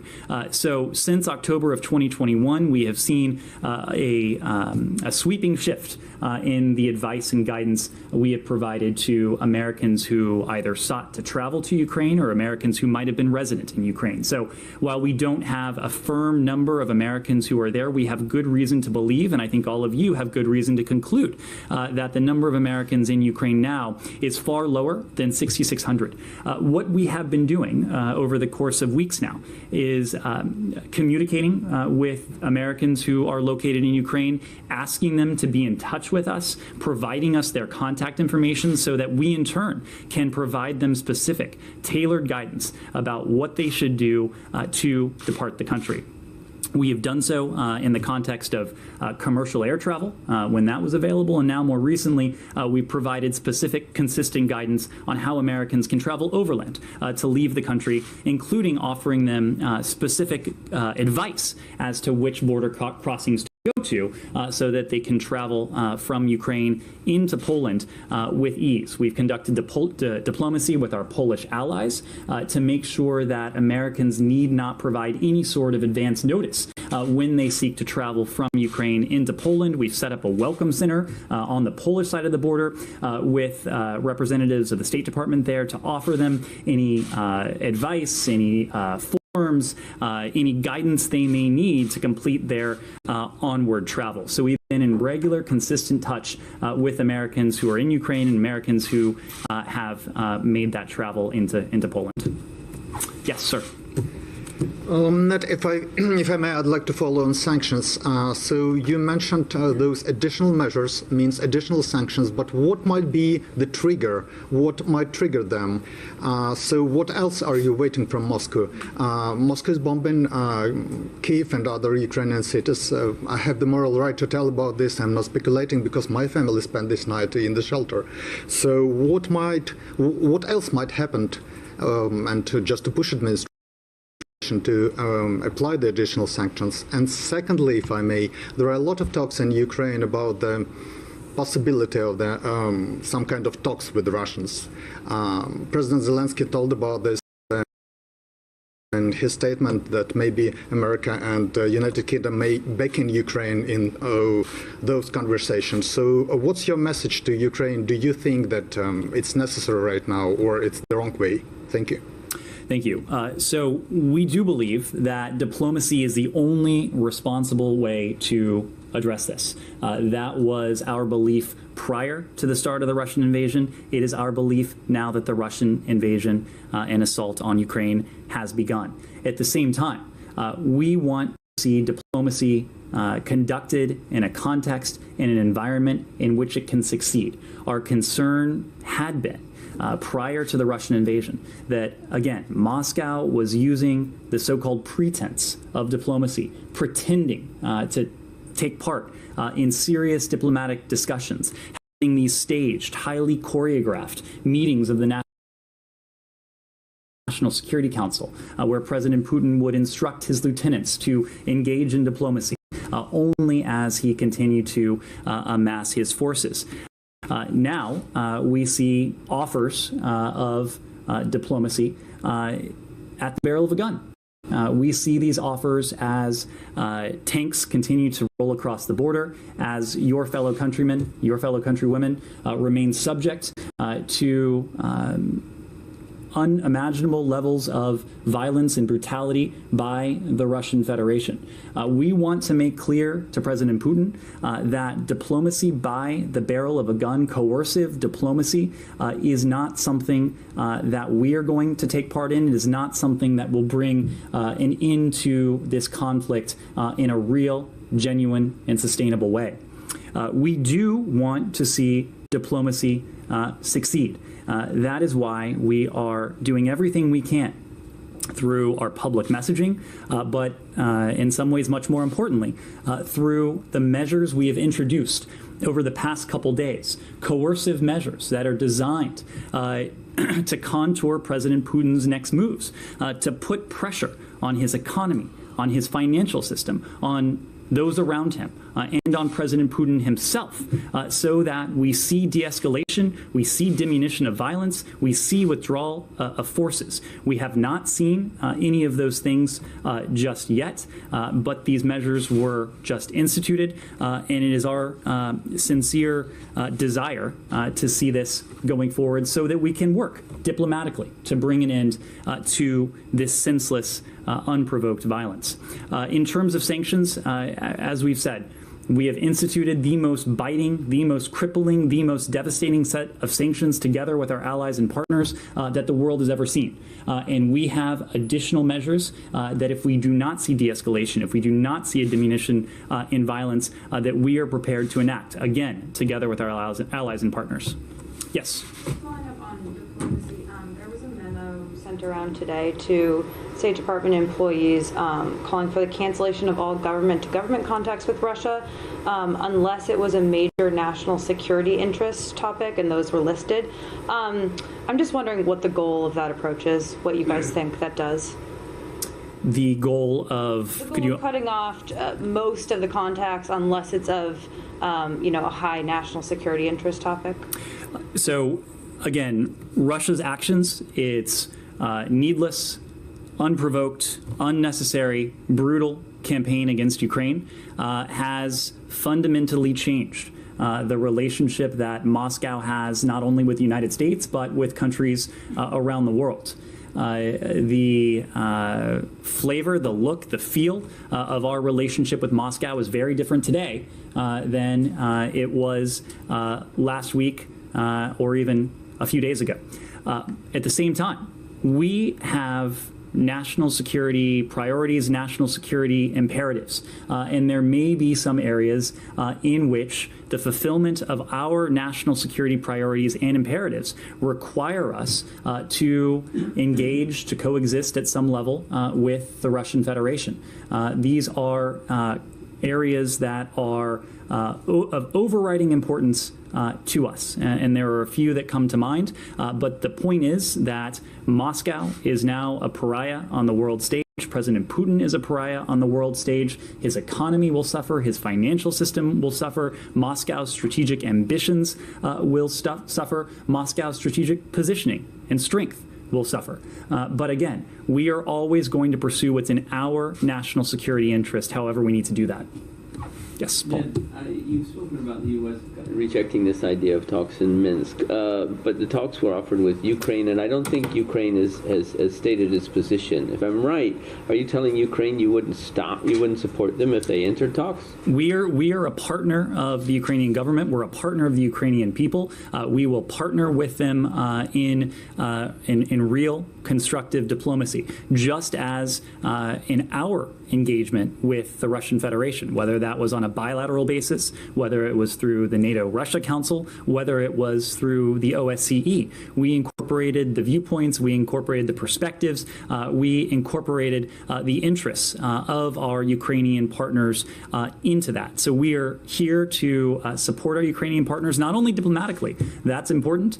We are supporting them with our security assistance, unprecedented levels of security assistance that will only continue to increase now that Putin has made this disastrous decision. Our support for Ukraine's economy.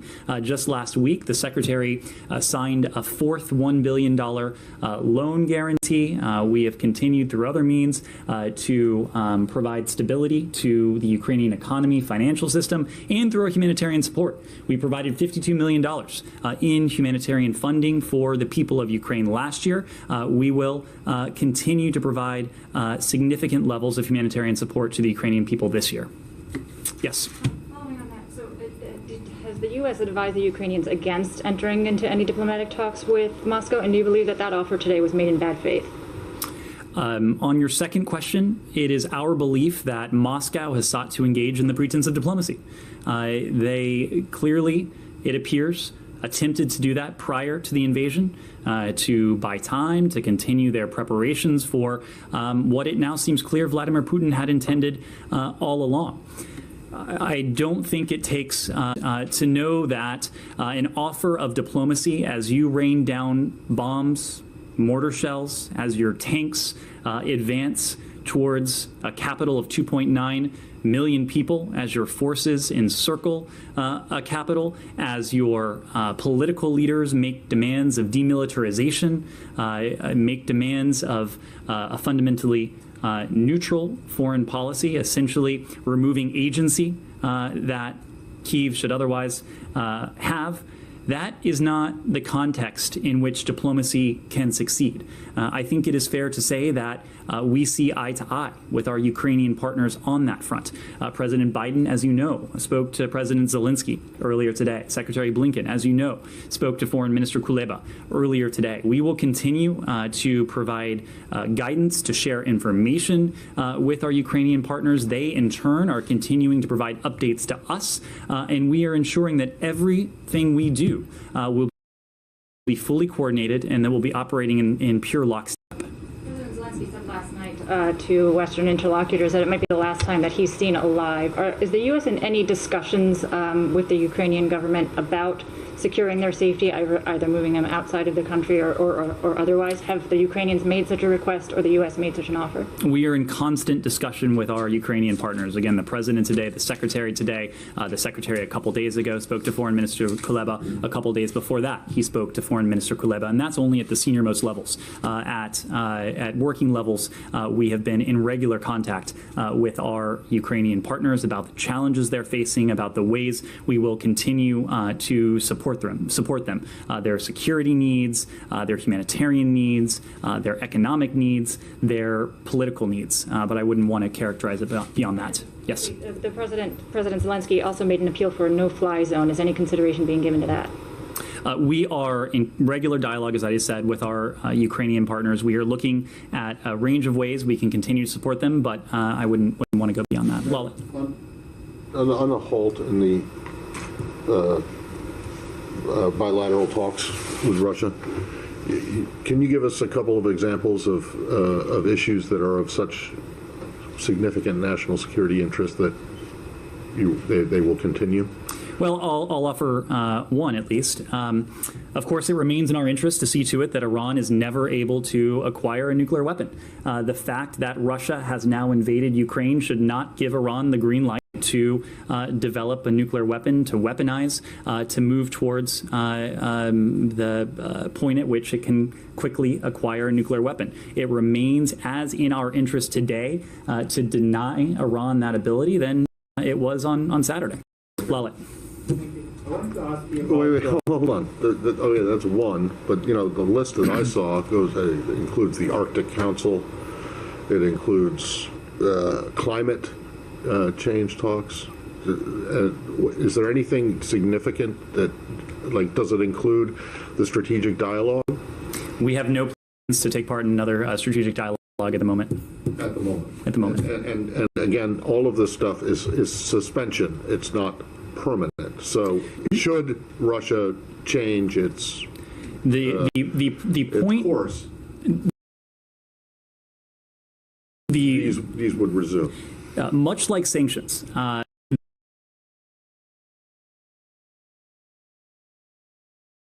These are a means to an end. What we are trying to do is to change on an urgent basis Moscow's behavior, to bring this violence to an end, to bring this conflict to an end, to bring the suffering that Russia is inflicting on the Ukrainian people to an end. Lalit. India-US relationship in the context of the Ukrainian crisis. India has a strong relationship with Russia and so has with the United States as well. Has the Ukrainian crisis strained India-US relationship? We have a broad strategic partnership with India. As you know, we had an opportunity to see our Indian counterparts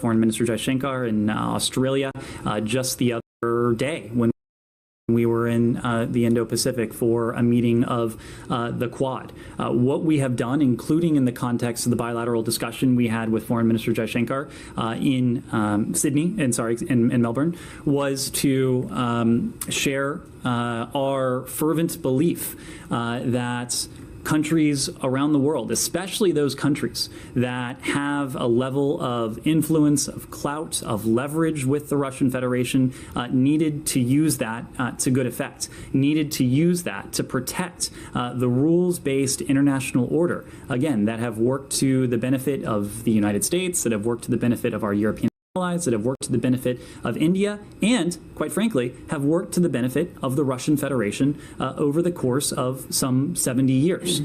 We share important interests with India. We share important values with India. And we know India has a relationship with Russia that is distinct from the relationship that we have with Russia. Of course, that is okay. What we have asked of every country around the world is that they use that leverage to good effect to uphold those norms, those rules that have been at the center, again, of unprecedented levels over the past 70 years of security, of stability, and prosperity. And you believe that India has that influence or leverage over Russia? Well, India has a relationship with Russia that we certainly don't have. India and Russia have a relationship, including in the defense and security sector, that we don't have. And again, we have asked every country that has a relationship, and certainly those countries that have leverage, to use that leverage in a constructive way. I have one more question on Pakistan's Prime Minister Imran Khan was recently in Moscow when Russia attacked Ukraine. This is the first time in 20 years a Pakistani Prime Minister have visited Russia. Do you see realignment of forces there? Well, I will leave it to our Pakistani partners to speak to their position on this. What I can say is that we communicated to Pakistan our position on what was then the threat of a Russian invasion and what is now the ongoing Russian invasion against Ukraine. Just as India does, Pakistan knows precisely where we stand on this. These are, again, rules, norms, guidelines that benefit India, Pakistan, the United States, and Russia as well. Yes, sir. Thank you. I have a follow-up on Minsk talks and a broader point about the conflict. Has the United States been explicitly asking the Ukrainians not to take part in the proposed talks? We have been in regular contact with our Ukrainian partners. We want to see diplomacy. We want to see diplomacy succeed. And we want that precisely because only through diplomacy can we bring an end to this needless, unprovoked, brutal conflict, and only through diplomacy can we save lives on a sustainable basis. So first and most important, we want to see diplomacy. We want to see diplomacy succeed. A corollary to that, we want to know that Russia is actually interested in genuine diplomacy. It now appears quite clear that Russia was not and has not been interested in genuine diplomacy. They were interested in the pretense of diplomacy. As I said before, in the context of the ongoing invasion, diplomacy at the barrel of a gun, that is not genuine diplomacy. That is coercive diplomacy. That is coercion with the guise of diplomatic niceties. That is not something that can bring an end to this conflict in a way that we know it must end. And my broader point, if I may, why do you think this military operation is taking place? Is this because the Russians are so inherently evil that they woke up one day and decided to attack a neighboring country? Or is it because of some broader and deeper roots that needs to be addressed? Like, for instance, the international security architecture doesn't work in its current form. You'll have to ask that question of President Putin. Only he can give you a good answer only he can give you an answer. I'm not sure it'll be a good one to explain his decisions. But let me make one point. This is not and was not a decision of the Russian people. This was a decision that was made for them. This was not a decision that was made by them. And even in recent hours, in recent days, we have seen thousands of brave Russians take to the streets peacefully to demonstrate against what they see as precisely what we see, an unprovoked, an unjustified, a needless war that will inflict costs not only on Ukraine, but also on Russia. The fact is that Russians are unlikely to see their countrymen come back in body bags because Putin controls just about every instrument of communication, every mass media, every element of the mass media. But Russians will be coming home in body bags. This has already had a devastating consequential effect on the Russian economy. This has already had consequential implications for Russia's strategic ambitions, both at the present and going forward. So this is not a decision, judging by what we're seeing from the Russian people themselves, that they wanted to see. This is not a decision that many of them support. The American people, the United States government, we are standing on the side of those Russians who are peacefully taking to the streets to voice their concern, their criticism, their, in some cases, deep condemnation of what is going on, and to exert the rights that are as universal to them as they are to anyone anywhere else. They are doing this in the face of continued crackdowns against the exercise of these very same universal rights.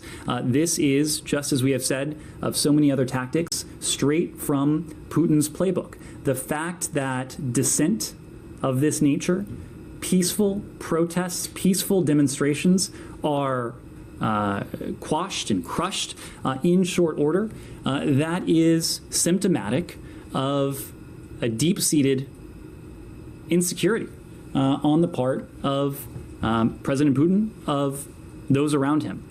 So I want to be very clear that even though this was a decision, a reckless, brutal, costly decision by President Putin and his lieutenants, we are under no illusions that this has the support of the Russian people. And in fact, we're seeing the Russian people indicate very clearly, many of them, that this is something they reject. Can I hear one more? Sure. Would the United States like to see a resumption of talks on Euro-Atlantic security and maybe even talks with China about the international security architecture overall, to maybe try and update it or overhaul it as necessary? So I'll make 2 points. Prior to the onset of this needless war, we had made a genuine good faith offer together with our allies and partners to discuss with the Russian Federation certain areas where we thought we could make progress on a reciprocal basis. These would have been discussions about, just as you said, broader European security architecture, the placement of offensive missiles in Europe, arms control protocols, arms control agreements, steps when it comes to stability, transparency as well. That was very much on the table. The Russian Federation, again, engaged in this pretense of diplomacy with us. There was an exchange, as everyone knows by now, of written proposals, written responses. There were high-level meetings, all of which culminated in what we've now seen, the Russian invasion of Ukraine, perhaps an invasion that was planned all along. That is not our near-term priority. Our near-term priority for diplomacy going forward is to bring, as quickly as possible, an end to this needless violence, this brutality that the Russian Federation is directing against the Ukrainian state, against the Ukrainian government, and against the Ukrainian people. That is our near-term focus. Can I go back to the bilateral talks just for a second? Because I think I asked the wrong question. I should have, instead of asking you what is exempted, because I've seen the list of exemptions, and it's frankly huge. Can you give us an example of the kinds of talks that now are no longer going to take place? You're asking me to... Well, I mean, are we talking about cultural exchanges or what? I mean, because if you look at the list of stuff that's exempted, you start with the JCPOA, you go to climate, you go to COVID, you go to anything having to do with consular affairs. What you will see... to anything that the seventh floor thinks is significant enough, which could be anything. So I'm just wondering, what is it? You will see the Arctic Council in there. You will see every single. You will see a focus on our core national security interests. Yeah, but every international organization, you know, contact with the Russians at every international organization is carved out. It's exempted from this. Matt, I'm not sure this. I'm going from the ICAO to the Arctic Council to the OSCE. We are going to pursue. No, I know. So what has been banned or halted because of this directive? We are going to pursue what is in our national security interests. Some of the things you just listed are fundamental to our national security interests. Just because Russia has taken this action doesn't mean that we should stop caring about our own security, the well-being, the welfare, the safety, the security of the American people. You've seen for yourself at least what purports to be a list of areas where we need to engage, we might need to engage to pursue those core national security interests. I will leave it to your well-informed imagination what might not meet that criteria. I'm just wondering, can you point to something specific that is now no longer able to be talked about with Russians bilaterally because of this? Because it just seems like almost everything that one can imagine, except for, I don't know, licensing for artwork to come to be loaned to a museum the Russian, is included. The unprovoked Russian invasion of Ukraine has contoured, has changed our bilateral relationship. So, please, Vivian. About what talks? Arms talks. So, are they off the table completely now? At this point, we do not have any plans for the next iteration of the Strategic Stability Dialogue. Arms control is an area, whether it's in the context of the JCPOA, if you want to consider that an arms control agreement, or the fact that the United States and the Russian Federation have the two largest nuclear arsenals on the planet. It would remain in our national security interests to see to it that nuclear material, nuclear warheads, that nuclear stockpiles remain under control, in the positive control of the Russian Federation, that stockpiles that remain, that nuclear arsenals remain small as possible. Certainly, arms control is something that will continue to be in our national security interest, but we don't have another iteration of the Strategic Stability Dialogue planned. I have a specific thing on that. So today, in London, they canceled the performance of the Bolshoi Ballet. Yesterday, the Kennedy Center canceled the performance of a Russian ballet. Are cultural exchanges or commercial cultural visits now off the table in the U.S.? I don't want to be categorical about it. Again, this is not a decision that was taken by the Russian people. This was a decision. But, I mean, this is still, I understand that. I'm sorry to interrupt, but I understand that the Russian people didn't do this. But still, is the U.S. Will the U.S. be blocking this? I mean, you've had a member of Congress, a Democrat, who suggested that Russian students should be expelled from U.S. schools and expelled from the U.S. So, are we going that far that we're not going to allow Russian cultural visits? We are exacting costly consequences for President Putin, for those around him, for the Kremlin, for the Russian government. Our goal is not to punish the Russian people. Our goal is to stand with the Russian people, many of whom are taking to the streets in protest of this war that has the potential to devastate their. But we will continue to stand up for the universal rights of the Russian people. Should you go ahead and follow suit, not you personally, but Treasury or whoever is going to be announcing the EU sanctions that were introduced today against President Putin and Foreign Minister Lavrov? I just want to be clear. Would that complicate any communication between the president and the president, or the secretary and the foreign minister, or any meetings? So you've just posed a hypothetical wrapped in a hypothetical. So it's a little bit difficult for me to for me to answer that. And I appreciate the breaking news updates from Reuters. Again in 10 minutes. Hopefully, I'll be out of here in 10 minutes. What I would say is that we will always keep the door open to diplomacy. Okay, we would not do anything that would shut the door to genuine diplomacy. Okay, so such talks would be ones that are like you're not going to extract anything else from me on this front at this time, at least. Sure. You announced, I mean, the State Department has announced recently the expulsion of the Russian DCM. From your point of view, it's a response to what the Russians have been doing. Mm-hmm. The Russians are saying pretty much the same thing. This vicious cycle has been going on for some time now. And this is not a policy stuff. This is purely technical issues. Why can't you resolve, those problems of at least letting your diplomatic missions to work properly? The Russians are saying, guys, let's reset all those mutual claims that we have. You're saying no, or that's my understanding. Yeah, I would like to hear your take on that. I think you might be misinformed. We have been very clear that especially during times of tensions, especially during times of crisis, especially during times of conflict, it is important for governments to be able to communicate, to correspond with one another. What we've seen from the Russian Federation over the course of months now has been a constriction on the part of our embassy operations in Moscow. Most recently, we saw them on an unprovoked basis expel our DCM. The watchwords, the buzzword for us is parity. That's precisely what we are seeking. The Russian embassy here in Washington is more resourced, better resourced than is our diplomatic mission in Moscow. We're looking for parity. We're looking for fairness.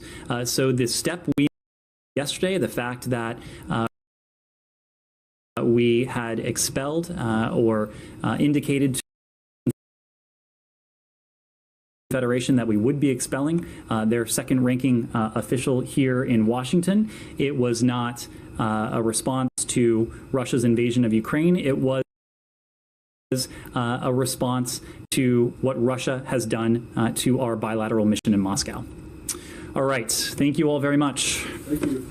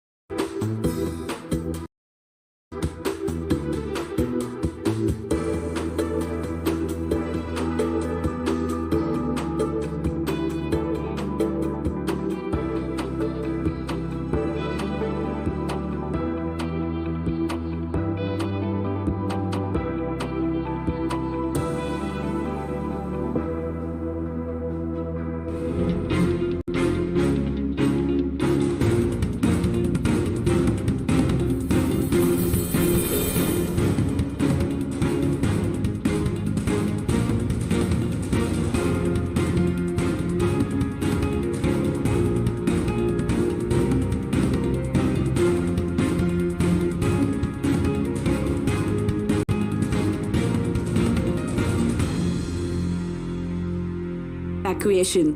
On behalf of Prime Minister Narendra Modi ji,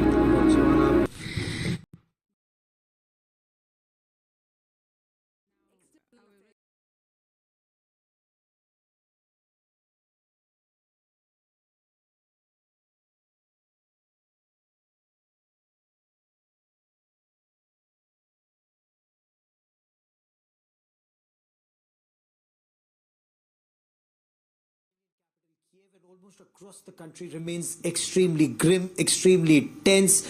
People are leaving Kiev in large numbers. The next 24 to 48 hours remain extremely precarious, and we will be tracking the story very closely from ground zero. But that is all cameraman Pawan Kumar and I have for you on this special broadcast from Kiev. Many thanks for watching. For all the latest news and updates, continue to watch India Today.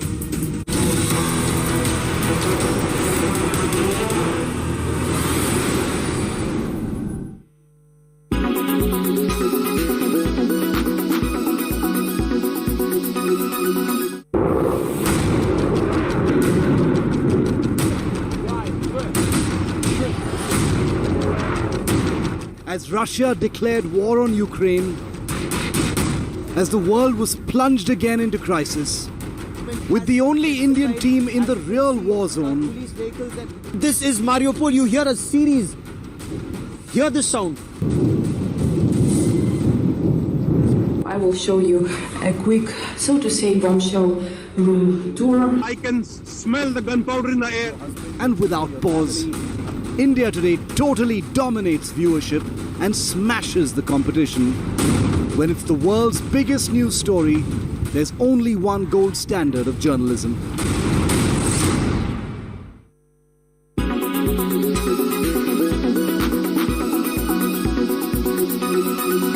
When it's the world's biggest news story, there's only one gold standard of journalism. This is Ukraine's true danger zone. Up close and fearless in Ukraine's combat zone. You are watching India Today. You are watching India Today. You are watching India Today.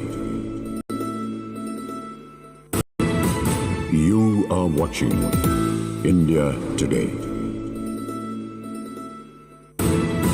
You are...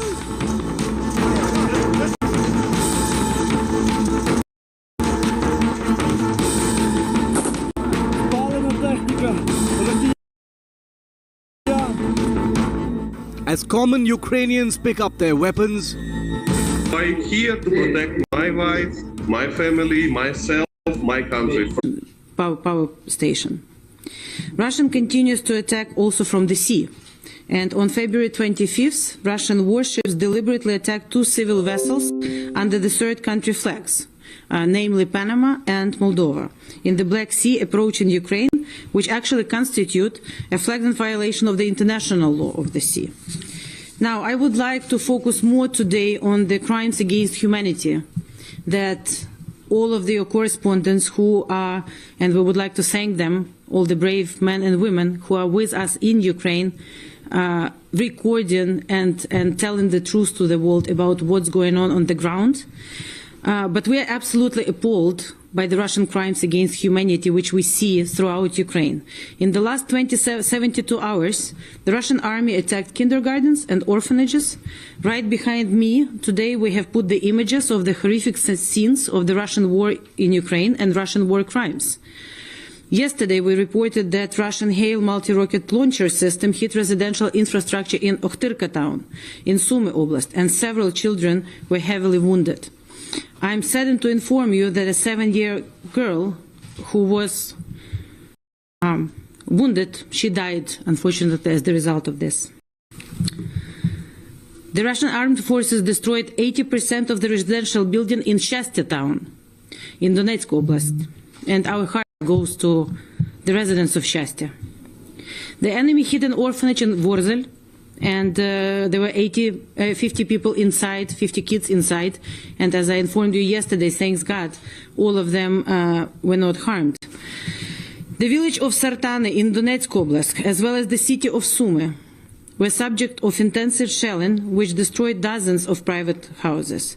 The Russian side attempts to hide its crimes against peaceful residents. With the Office of Attorney General of Ukraine, we are collecting all of this, we are recording all of this, we are preserving all of this, and we will immediately be transferring all of this to The Hague.